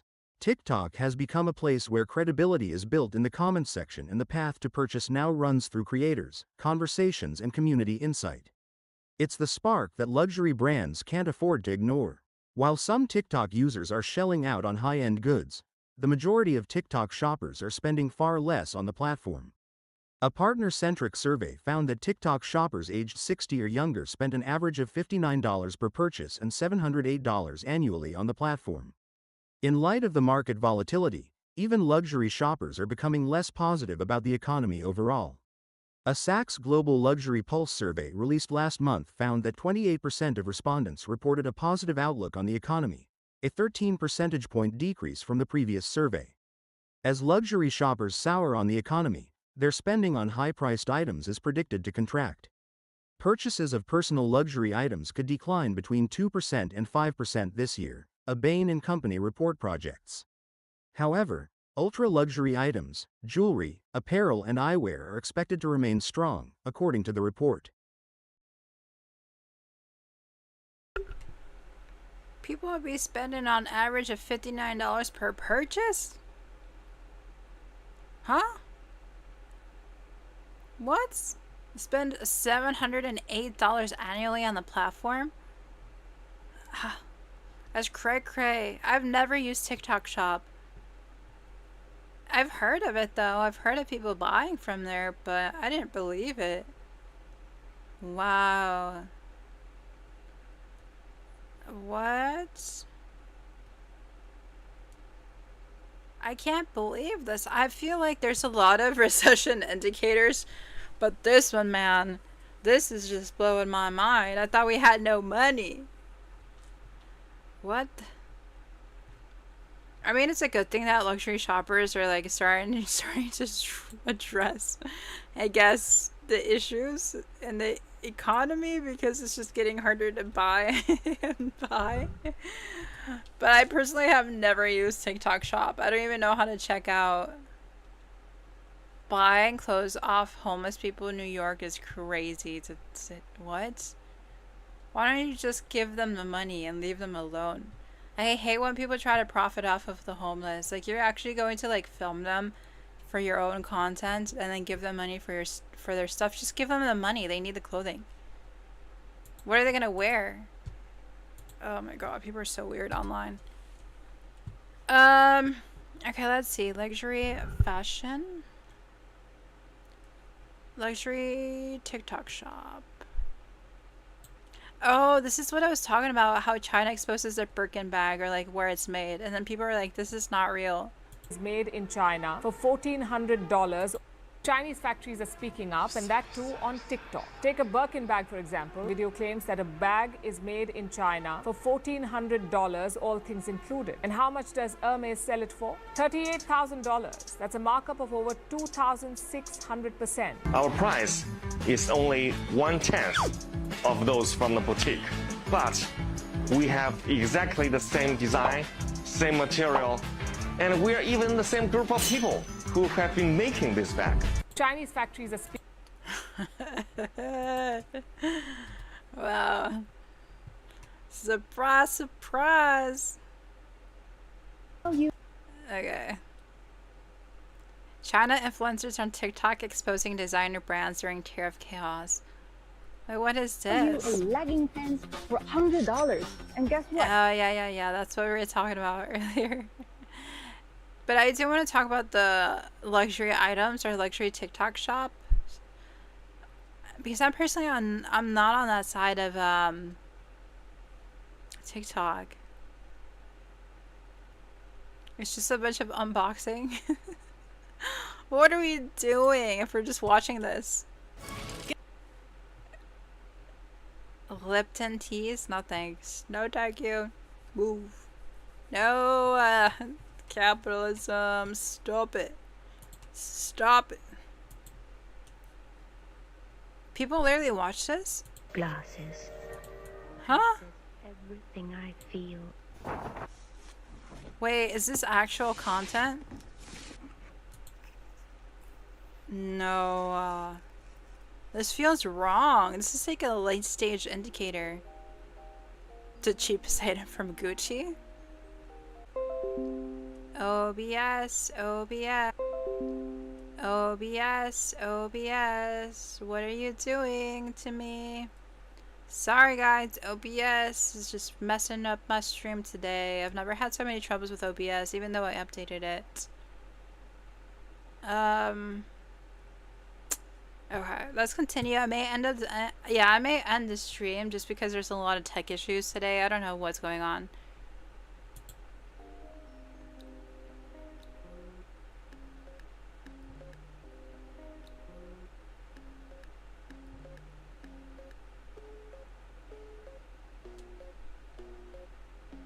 Do people actually watch this?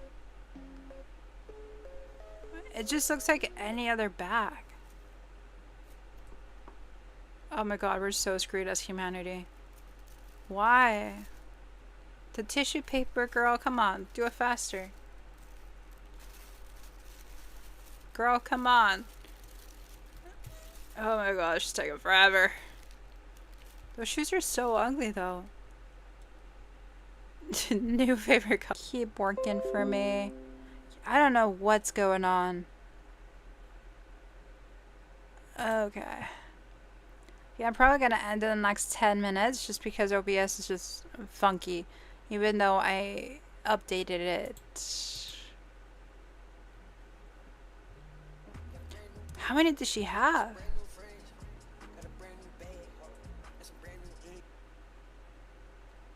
Do they know they're getting scammed?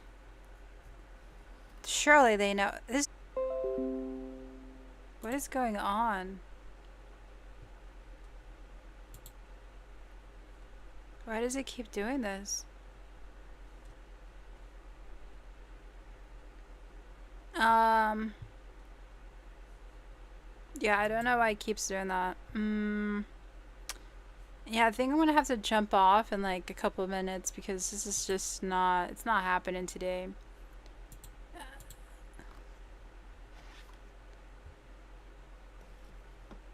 How many books does she need? Oh, that's kind of cool though, not gonna lie. Okay. Well, I decided to click out of the luxury scrolls because OBS seems to be rejecting itself from that sphere of life on the internet. But I get it. If you watch this sort of luxury fashion world and then there's a TikTok shop option for it, then most likely you're going to press on it. But does not justify it whatsoever. Does not justify it whatsoever.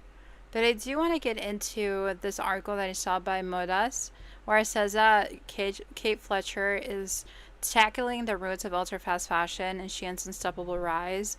And it says that the fashion world is grappling with new sustainability hurdles, and this author and researcher is one of the first people within nearly 20 years to like make it more popularized or well known. I am familiar with Kate Fletcher. I've seen her books, and she's been a major like educator about what's been going on. So it'll be interesting to hear what she has to say. They ask her a series of questions about what's going on. Let's see. Kate Fletcher started talking about sustainability. No one else was doing it. The British researcher, professor, and writer first coined a term, slow fashion, in 2008, giving a name to something whose magnitude was unknown. Although today the challenges facing the sector have changed, fashion continues to make progress in its struggle to survive a change of model that seems inevitable. Almost 2 decades later, the expert analyzes the changes that the industry has yet to implement, an unexpected and even beneficial effect of the tariffs imposed by US President Donald Trump, or the instability of the Shein phenomenon. Question: you are known as the creator of the term slow fashion. What does this concept mean, and how has it changed in the last decade? Answer: this idea ultimately tries to make us question the role of fashion in our lives. It was very much influenced by the slow food movement, which started in the 1980s in Rome, after a McDonald's opened on the steps of the Spanish Steps. And Rome, or Italy in general, being a society that places so much importance on cuisine, was horrified by the idea that food would be delivered in such a homogeneous way, at an identical price and size and of low quality, killing Italy's culinary diversity. Slow food was born to try to combine taste and ethics with a political vision, and in many ways, slow fashion. was trying to do the same, to unite this idea of beauty and ethics to express ourselves and be creative in fashion, but while thinking about the consequences. Over time, the concept has evolved, especially after the birth of fast fashion, whereby the cycle of consumption and buying clothes has accelerated. But the point here is that what you can't speed up is the cycle of, for example, a cotton bale. The plant needs the same time to grow whether it ends up in a t-shirt from a fast fashion or slow fashion company. Hugh, are they two completely opposite concepts? I personally believe that slow fashion is simply an opportunity for us to think much more deeply about how to change the debate. It is not only the opposite of fast fashion, it has to serve us also to ask ourselves more deeply about how we want to dress, what it means to produce and consume in the era of environmental emergencies. What if it has changed over time? I hope it hasn't in terms of growth, because scalability is ultimately not the most important thing. The big challenge in fashion in terms of sustainability is the volume of clothing, which is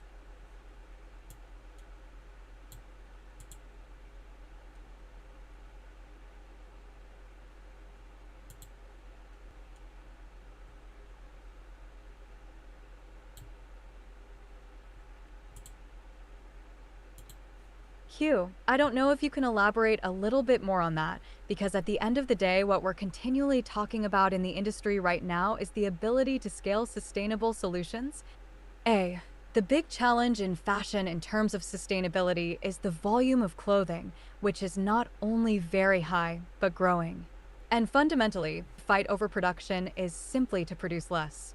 And for now, we are trying to avoid getting to this, and we are focusing on innovating, for example, looking for different What is going on? What is going on? Guys, I'm gonna end the live stream right now. I'm sorry. Just gonna get through this question and then we're gonna end. many ways, Shein is a logical conclusion of that business model. And aside from that, when you have that speed and ability to put so many items on your website, it almost collapses the idea of trends. There's no consistency anymore. One of the things that Shein is generating, beyond the impact on the environment, is the instability that it cultivates in us as people. We are living in societies where we have become accustomed to pleasure and dopamine hits sometimes, and feel the rest of the time that we are not enough, and to keep renewing our returns to its original meaning, to imply sharing and enjoying it together. If you look at a shopping mall, it's a very narrow version of what fashion has always meant within a society.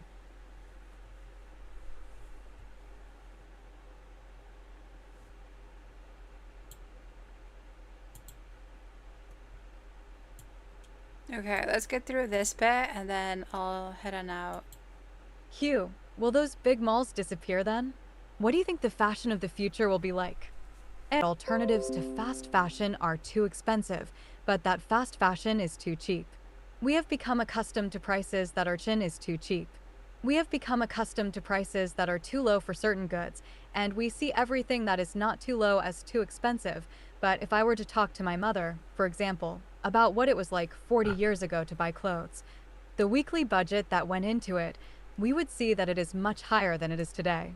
The reduction in the price of fashion has mainly led to an increase in its consumption. It's a directly proportional relationship. So one of the issues we need to work on is to think about how we can price things better. And I say this with some concern, because we don't want to exclude some people from this possibility either, but we are also seeing how, especially in Northern Europe, many young people prefer to buy secondhand for many reasons that go even beyond price, but to express a character and identity in ways that are not dictated by fashion brands. Okay, so this article, you can find it in Modas, M-O-D-A-E-S. That is the name. I think I'm gonna jump off, just for the sake of the OBS and the internet not working. It's been everywhere for the entire 2 hours that I've been streaming, and I'm already extremely exhausted from like my personal life, so this is just like adding to it. But hopefully you can read this in your free time. I do want to show you another documentary that I was watching that I highly enjoyed. that is relevant to what's happening in the fashion industry and showcases the true issues in India. Wait, was that actually like live? Like people were watching this? For the Birkin bag? Looking for a new job? Just found out my dad.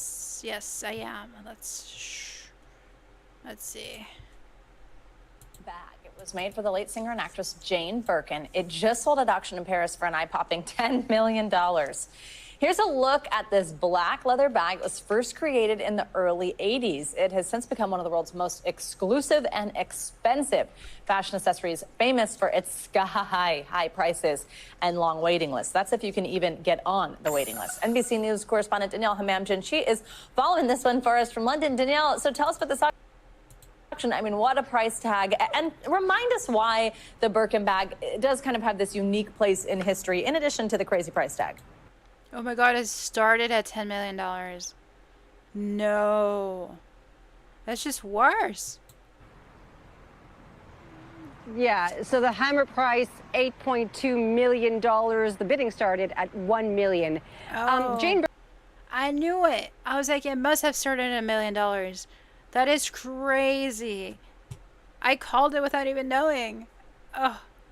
The roller coaster. Birkin was the it girl of the 1970s, the Kate Moss of her era, and you don't have to be a fan of the bag to appreciate the story behind it.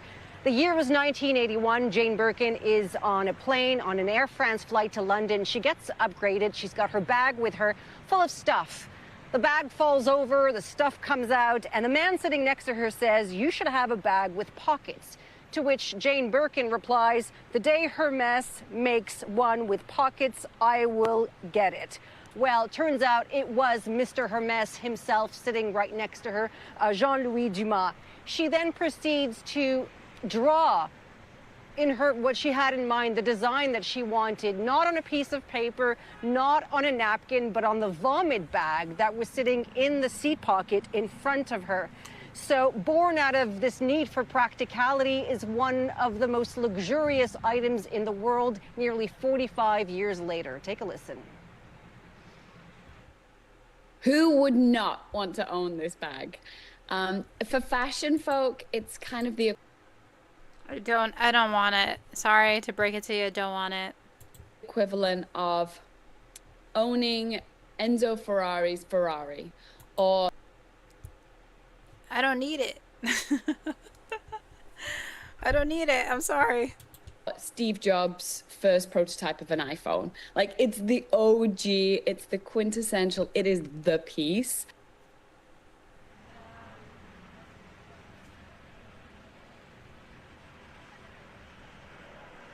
And it went on the market in 1984, and Savannah, the rest is history. Yeah, it really is. And Danielle, it is this funny thing though, where it's like still unlike any other bag in the industry, right? Like, it's costs way more, it's way harder to get. You can barely even walk into one of these stores unless you've like bought a bunch of other stuff at Hermès.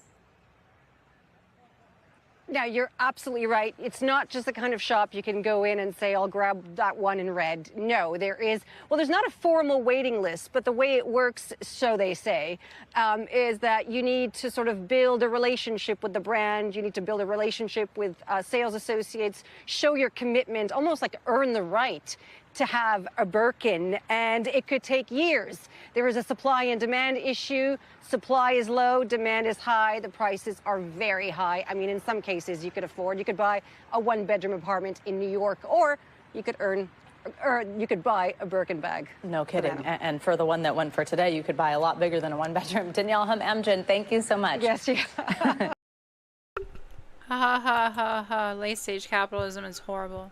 What are we doing? Was this the auction over here? Let's see. Oh my god, this was auction.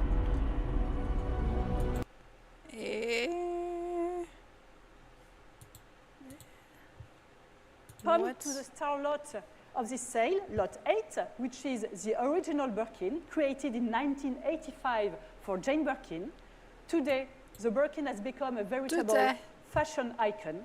This example, marked with the initials JB, is the very first Birkin, the prototype that was offered to Jane Birkin in 1985 following a discussion with Jean-Louis Dumas. As such, it is totally unique. I want to speak French so bad. They have like the weirdest accent and I love it. I love everything about France except its colonial past.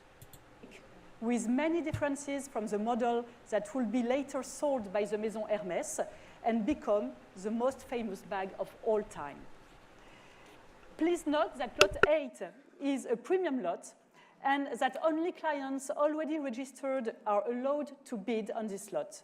For customers bidding in the auction room, only those with a premium paddle, a white paddle, will be allowed to bid on this lot. Et ceci étant précisé, They're so ready. They're like, you guys ready to drop at least $1 million? This guy looks over it. He looks so over it. nous allons pouvoir commencer les enchères directement à, compte tenu de l'intérêt, à 1 million d'euros. At 1 million euro, we start the bidding. 1 million, 1 1, 1 2, 1 3, 1 4, 1... No, what is this? This is so weird. Oh my god. And I swear to you, they wouldn't even care about the homeless on the streets. This is what we've come to, and they're all smiling. What are we doing?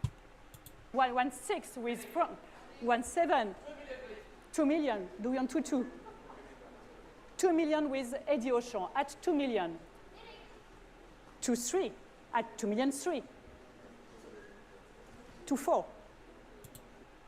It went to 2.3 million within seconds. Oh no. Why are they covering their mouth? They're trying to cover up strategy? Oh my gosh, she's looking dead at him. 2 2. 2 million 2 at 2 million 2. 2 4 at 2 4. 2 million 4 with Aurélie Vassy at 2 million 4 at 2 million 400.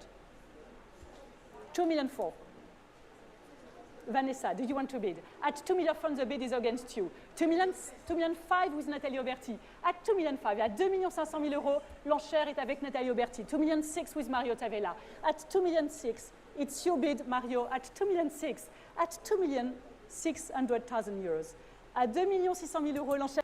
Oof, he dropped the phone. That was their limit, 2.7 million. Oh my god. Someone was ready to drop $2.6 million for a bag, but not 2.7 million. Don't get it twisted, guys. Est avec vous, Mario, à 2 millions 6. 2 millions 800 000 euros avec Aurélie Vassy qui était la première. Aurélie Vassy was the first one at 2 million 8. At 2 million 800,000 euros. 2 millions 800 000 euros, c'est votre enchère Aurélie, 3 millions. À 3 millions avec Eddie Auchan. At 3 million euros with Eddie Auchan, 3 million Eddie's bid. À 3 millions d'euros, c'est votre enchère. Aurélie, Mario. So she's out, he's out, he's out, she's out. $200,000 made the difference for them? What is going on? Voulez-vous enchérir, Franck? No. Oh, at she's 2 out. million. 3 million 2. At 3 million. $3 million within a minute. That's crazy. 2 with Aurélie Vassy. 3 million 2, Aurélie Vassy's bid at 3 million 2. 3 millions 200 000 euros avec Aurélie. Mario, que fait-on? Nous sommes à 3 millions 200 000. At 3 million 5 with Maiko at 3 million 5. New bidder, nouvel enchérisseur avec Maiko à 3 millions 500 000 euros. Merci beaucoup. Thank you very much. 3 million 8. At 3 million 8 with Aurélie Vassy. At 3 million 8, it's your bid, Aurélie. At 3 million 8. Maiko, do you want to bid? The bid is against you at 3 million 8.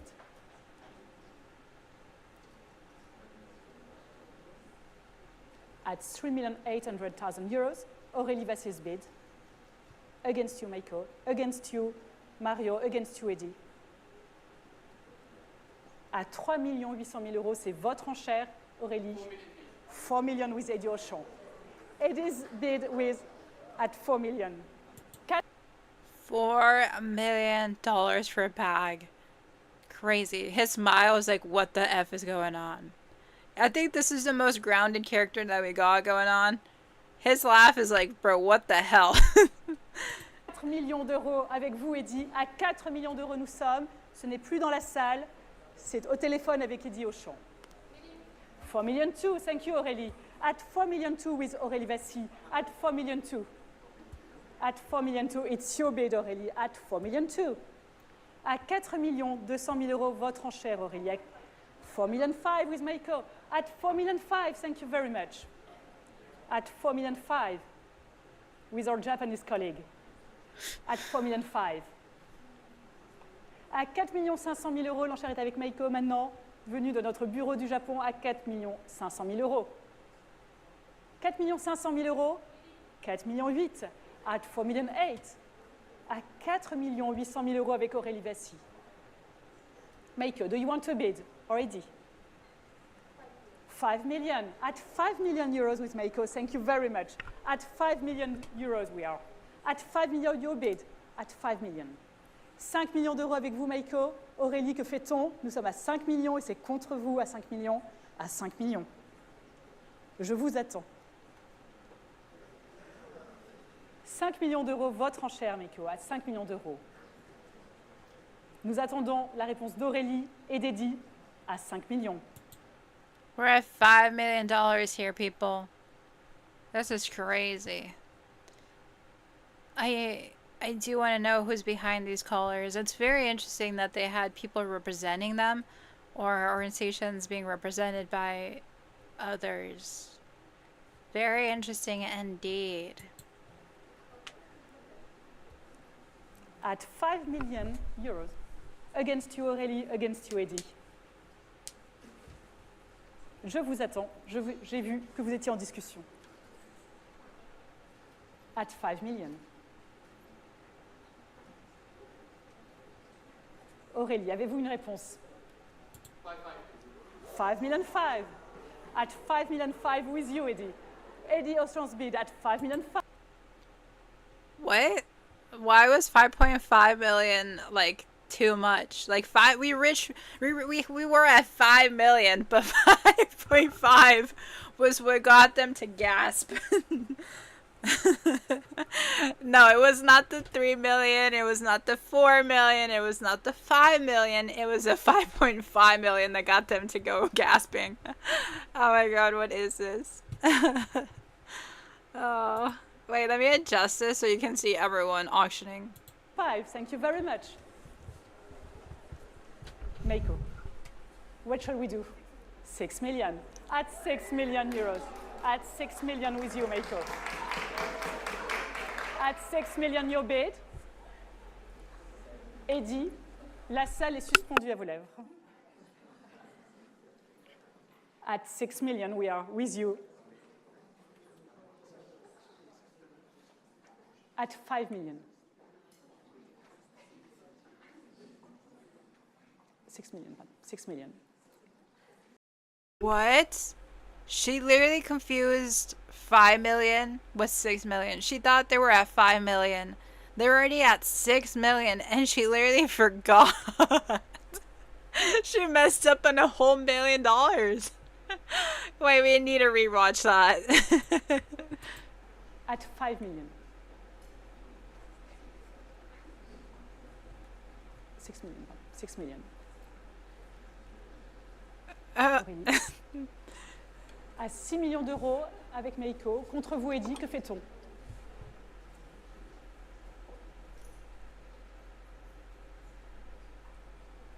Nous sommes à 6 millions contre vous. Je le conçois.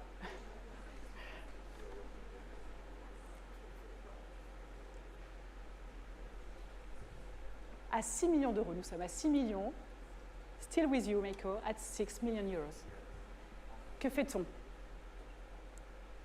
Eddie, je vais avoir besoin d'une réponse. I need an answer. At 6 million euros. Why was he taking a photo?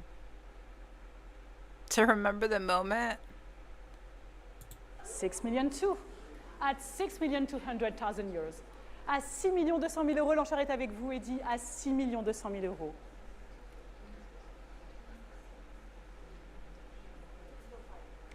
6 million 5. At 6 million 5 with you, Meiko. At 6 million 5. Eddie, je prends 6-8 si vous voulez. À 6 500 000 euros, votre enchère. À 6 500 000 euros. 6 500 000 euros, Eddie, que fait-on?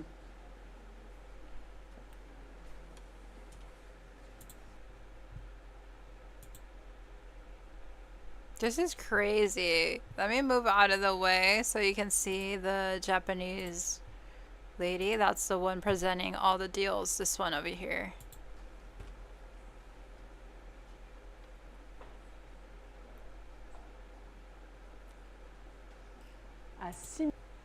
No one is moving. Okay, let me see. I'm gonna put this over here so you can see better. 500 000 euros toujours. Toujours du côté de Meiko. Ce n'est pas vous.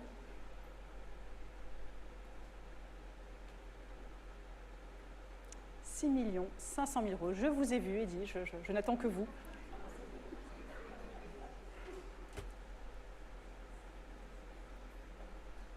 À 6 500 000 euros, nous sommes. Still we use you, Meiko. Thank you for your patience.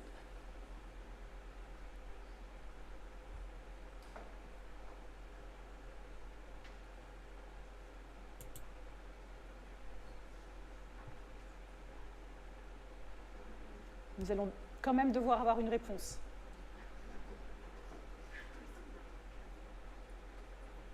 Eddie, do you have 6 millions 8. At 6 800,000 euros. At 6 800,000 with Eddie.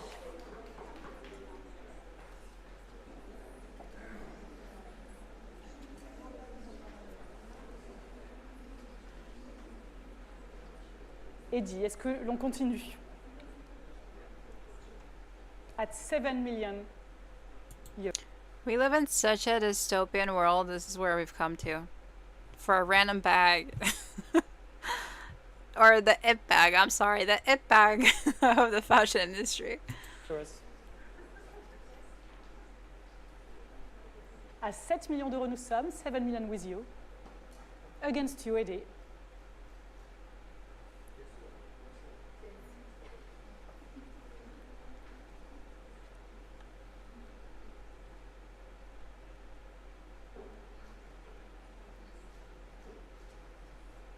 Le montant n'a pas changé, Eddie.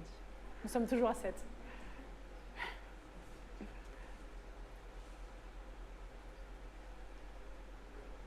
Alors? Hello. Wait, why is she letting them stall? Like, she's giving them time to think. What's going on here?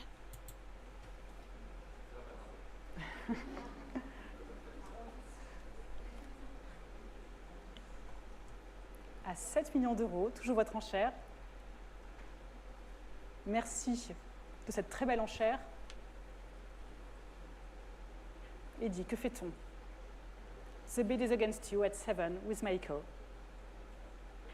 Not you, Aurélie.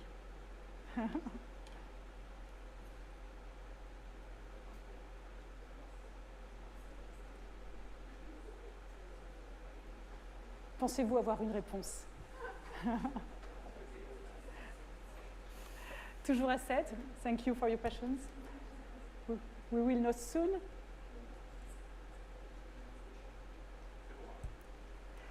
We stay with you, Meiko, at 7 million euros. Wonderful bidding. Thank you very much for your bid, and thank you also to your client, Eddie. À 7 millions d'euros, l'enchère reste avec vous. Vous êtes sûr, Eddie? C'est bien vu? Vous n'y êtes plus, Aurélie non plus?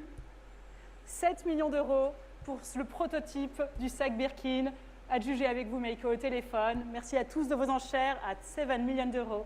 7 million euros, j'adjuge maintenant, et c'est bien vu, à 7 millions. Adjugé au paddle 149.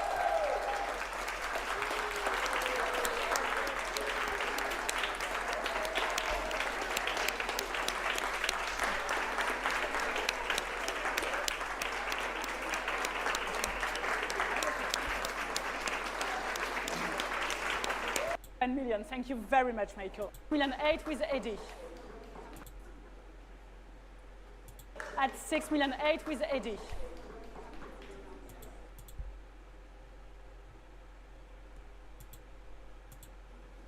Merci de cette. That was crazy. It didn't sound like they were saying 10 million by the end of it. I was like, are they at 8 million or 7 million? But I just realized she was speaking French. Wow. It did sound like she was saying 7 million by the end of it.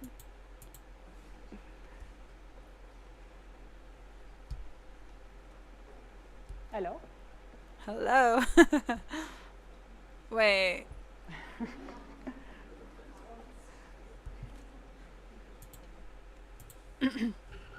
Wait, how do you say 10 million in French? 10 million in French. Let's see, let's see. 10 millions. 10.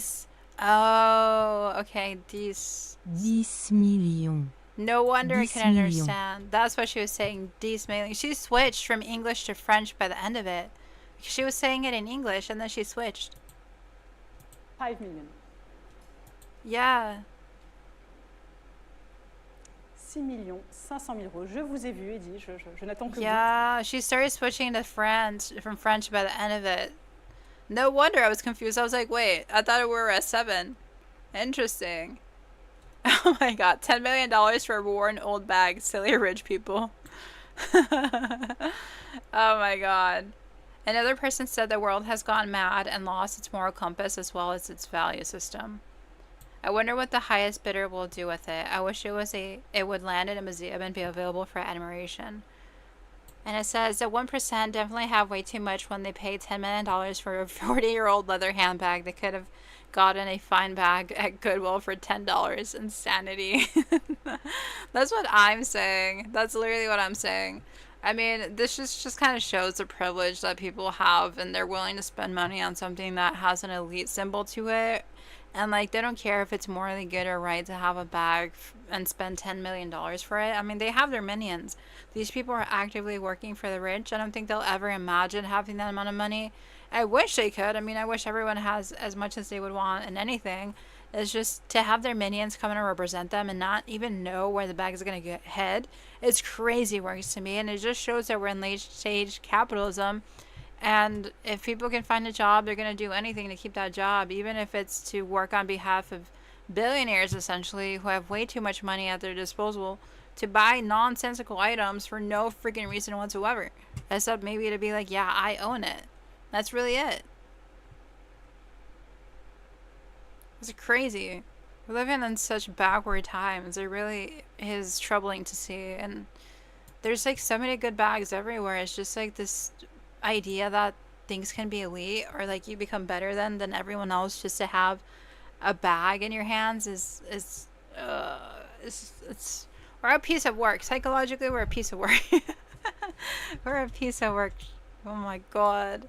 But I did want to show a documentary that I watched the other day that I really enjoyed about textile production in India that is really interesting because it shows the consequences of when we recycle the fabrics and how a lot of workers end up inhaling the dust from it and they get health problems from it, which is not talked about a lot. So it definitely does explore the dark side of textile recycling. So we should definitely take a look at this and then head on off.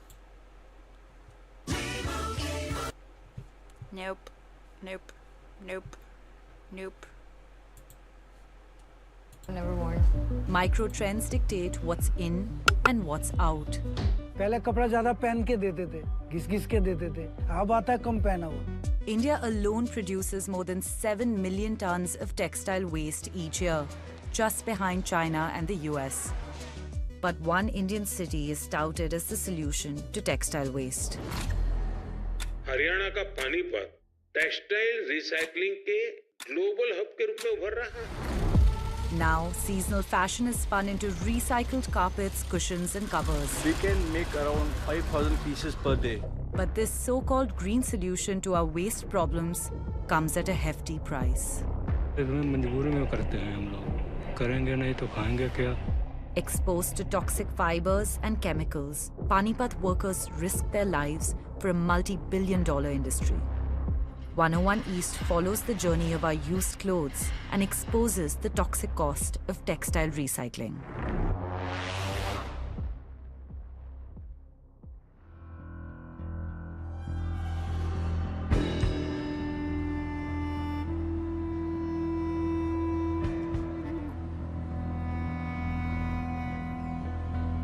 Every day, more than 1,000 containers make their way across international waters to the Indian port of Deen Dayal in the western state of Gujarat.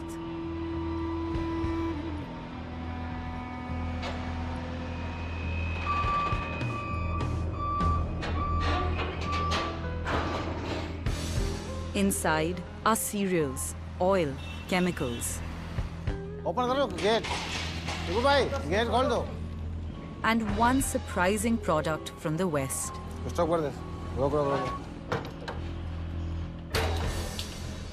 Second-hand clothes. कहाँ से आया हुआ था container? ये अपना USA से आया है, अपना न्यूयॉर्क पोर्ट से सर। आज 4 रिपोर्ट है सर। सारी उठ गई है कंटेनर? सारी उठ गई सर। हाँ, 2 घंटे आ गए, 2 ये एक रास्ते में, वो भी आ जाएंगे 1-2 घंटे में। What started its journey as trash arrives here as treasure. For 3 generations, Saddam Talu and his family have been dealing in this business, importing and exporting pre-loved clothing. तो डक भाई सही चल रहा है सब? क्या कितनी बेलें खोल दी? सर जी 62. He receives 80 tons of used clothes daily. 70% comes from the US. 4-5 वहाँ पे बड़ी चैरिटीज है यूएस के अंदर, जैसे सैल्वेशन आर्मी हो गई, गुडविल है, रेड क्रॉस है, सेवर्स है. उसके आगे चैरिटीज वो बिन से सारी सिटी के अंदर जितने बिन है वहाँ से अपने ट्रक बेच के सारा जो यूज क्लोथिंग जितना उनको डोनेशन वो सारा कलेक्ट करते हैं और अपने वेयर हाउस में ले जाते हैं. तो ठीक निकल रहा है विंटेज आज? सही है, चेक कर लिया सारा समर परसेंटेज स्टाइल है. वो लोग ज़्यादा वो सीजनेबल कपड़े लेते हैं, जैसे समर की सीज़न आई तो इन्होंने समर के क्लॉथ ले लिए, विंटर के जितने क्लॉथ्स है वो डोनेशन कर देते हैं. तो वो यूज़ बहुत कम हुए होते हैं, most may be 2 to 3 months use होते हैं. Last season's fashion fills the conveyor belts. 400 employees sort the clothes by size and type. T-shirts, pants, baby clothes. They're repackaged and exported for sale at throwaway prices. Less than $1 for 1 kilogram of clothes. एक वो Kenya वाला भी हो रहा था उसकी. हाँ, ये वाला. और एक वो आइवरी कोस्ट का भी. तो मोस्टली टोटल जो हमारी सेल है उसमें 70% जो है हमारी मेजर जो सेल है वो अफ्रीका के अंदर है. वहाँ पे वो बहुत ज़्यादा लोग अफोर्ड नहीं कर पाते हैं, तो वो वहाँ पे यूज क्लोथिंग की एवरी टाइम डिमांड्स रहती है. The rest will be sent to Malaysia, Thailand and the Philippines. None will be sold in India. Government ने ये पॉलिसी चेंज कर दी कि जो आप एक्सपोर्ट के अगेंस्ट में जो लोकल सेल कर रहे हैं इंडिया में यूज क्लोथिंग वो आप नहीं कर सकते. उसकी रीज़न इन्होंने ये करी थी कि जो टेक्सटाइल इंडस्ट्री है, इंडियन टेक्सटाइल इंडस्ट्री को जाके इसमें हर्ट होता है. जो बाहर से क्लॉथ आती है वो पर किलो आती है और वो बहुत चीप प्राइस में जो है लोकल इंडिया में सेल होती है. This ban applies to every licensed second-hand sorting center in the country. But long before Saddam and his rivals turned old clothes into big business, India already had a thriving, homegrown second-hand cottage industry. 1,000 kilometers away in the nation's capital, New Delhi, a decades-old tradition continues. This informal market for second-hand clothing is known as Ghoda Mandi. It's ruled by one community, the Devi Pujak. लगाओ दुकान लगाओ. They are the backbone of India's garment recycling system.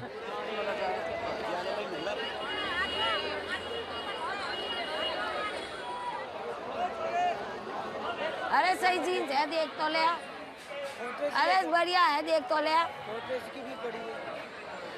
Among the hundreds of traders here are married couple Kishore and Shadi.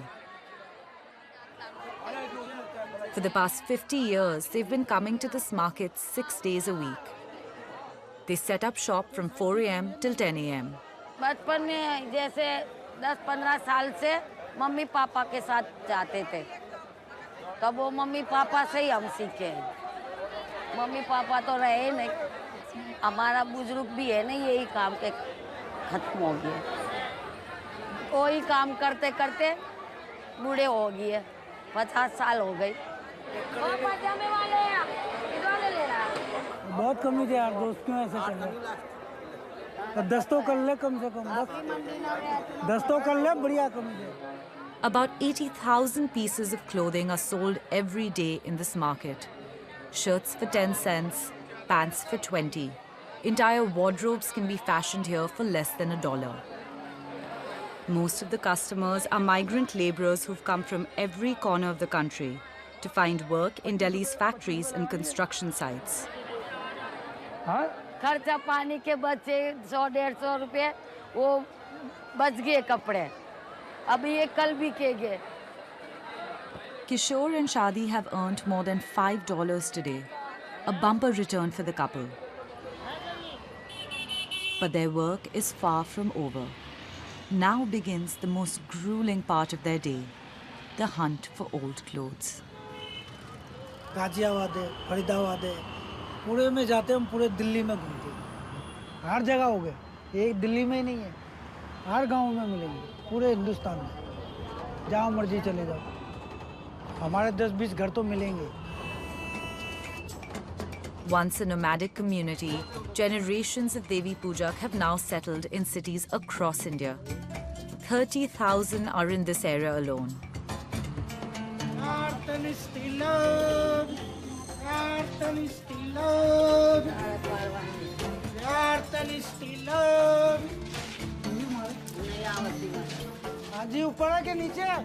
Their business runs on a barter system.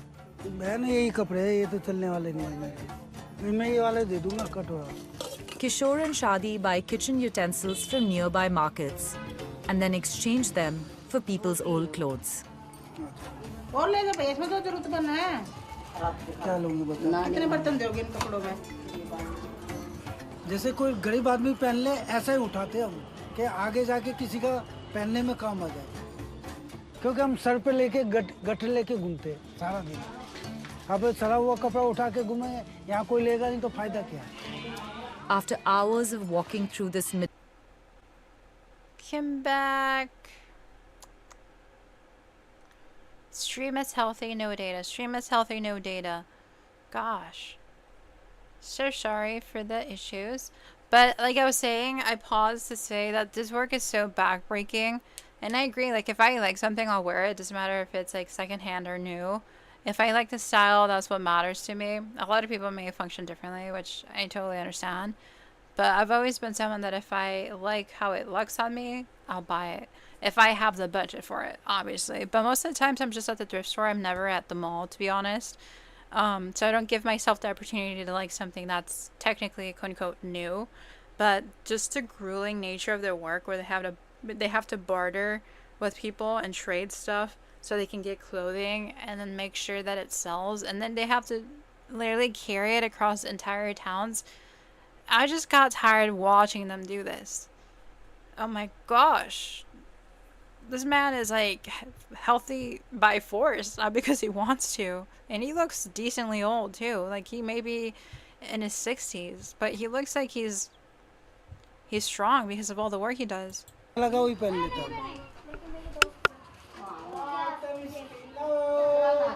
So beautiful, so elegant, just looking like a wow. Fast fashion is getting even faster.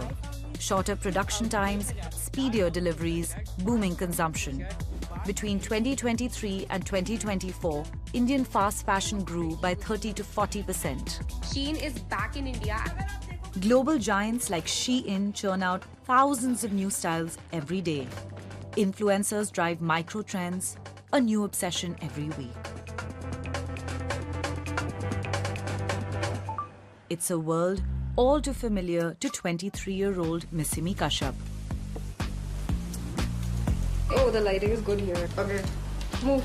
From her apartment in Mumbai, Missimi influences the fashion choices of more than 87,000 followers across India. 1, 2, 3, go. Do I look okay? Not looking that nice. The dhoop is... Sure. In a world of seismic change, will your business shape the future?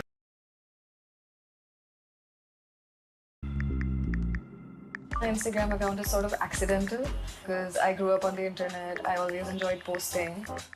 3 years ago, Missimi turned her love for fashion into a business. Ever since then, I started getting like DMs from brands asking for collaborations or for promotions or things like that. Look happy! Brands have realized that going to celebrities doesn't always work out, where basically people are sick of people like just promoting and selling things. So they want This is Gen Z influence. Mostly it's me looking good. So if I look good, the clothes look good. Mostly it's that, like if it has good lighting, the makeup, the hair, and the product being visible. 1, 2, 3, go. This one looks funny. It does look. Issue is I look so dead. Missimi posts on Instagram every day after scanning other influencers and the latest trends for up to 6 hours. Let me find the audio. No, but that's against the brand, yeah. You cannot. Yeah. This video is not just about Missimi's look. It's a powerful sales tool for the brand and a paycheck for the young creator. Around 1,000 link clicks would be considered good. Like for example, I shared it on my story, and if that many people have clicked, then at least like 200 people will actually look at the product well. Maybe 2-3 might buy it. So the commission percentage, it differs like per brand, per product, all of that. For example, for this there's 0.5, for this there's 12%. And I have seen people who have earned like around... Oh my god, if you take a second to think about it, she literally worked 6 hours in one day to find the audio. Just the audio in itself. And she's hoping like 2 people buy from her. Why is my camera stuck? Ew. All you see is my like unhappy face. Ew. Okay, I'm back. That was so funny. Oh my gosh. But she was saying that she spends 6 hours a day looking for audios, and then she has to film it. But that takes its time, right? And then she has to take time getting ready as well. And then she has to have the idea down. And then out of the 1,000 people that watch her and are her like true fans, out of the 70K, only 2 click on the product. I don't think she's making a lot. And she was saying, oh, I know some people that make $5,000 or $6,000 a month out of this. So I feel like she's not even making $1,000 a month. I think that's my prediction. Which is very little even for the global south, which I think she's based out of in Mumbai. So it's grueling work to be an influencer. There's a lot of trends to stay up to date. That's why I want to be a Depop reseller, a full-time Depop reseller, and like have my own thrift store in the future, because influencer life, you're the content, you're the product. It's endless too. So you get no breaks. You just become a commodity for entertainment purposes. 4 lakhs to 5 lakhs from just this. But she only earns a negligible amount in cash.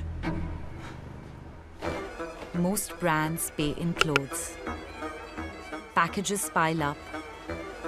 Closets overflow. Cotton, it's like mixed with Polyester, a man-made material created from petrochemicals. About 60% of clothing is made of polyester and other plastic material. Clothes travel 1,500 kilometers from Mumbai to the city of Panipat.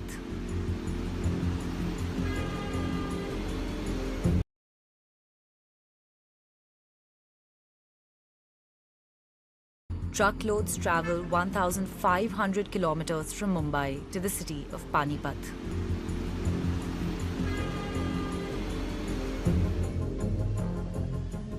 a major textile recycling hub, and a $6 billion business that's promoted by the Indian Prime Minister Narendra Modi. पूरी दुनिया के लिए नई चिंता की एक बड़ी वजह बन गया।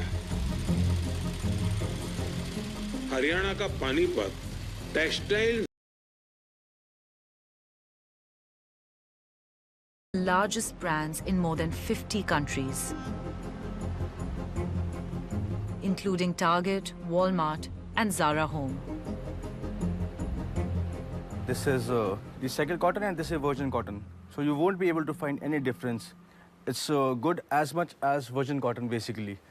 If they put recycled cotton on the labels, so it means that, but the client want to resell it on a higher price, so just they put 100% cotton. Now the target prices of the clients are so low that there is no option then rather than giving them recycled cotton. Recycled cotton yarn can be 3 times. Put this red Santa or Christmas tree we can do over here. Every day, 250 tons of textile waste arrive in Panipat. Not just used clothing, but also scraps left over from the production of new apparel.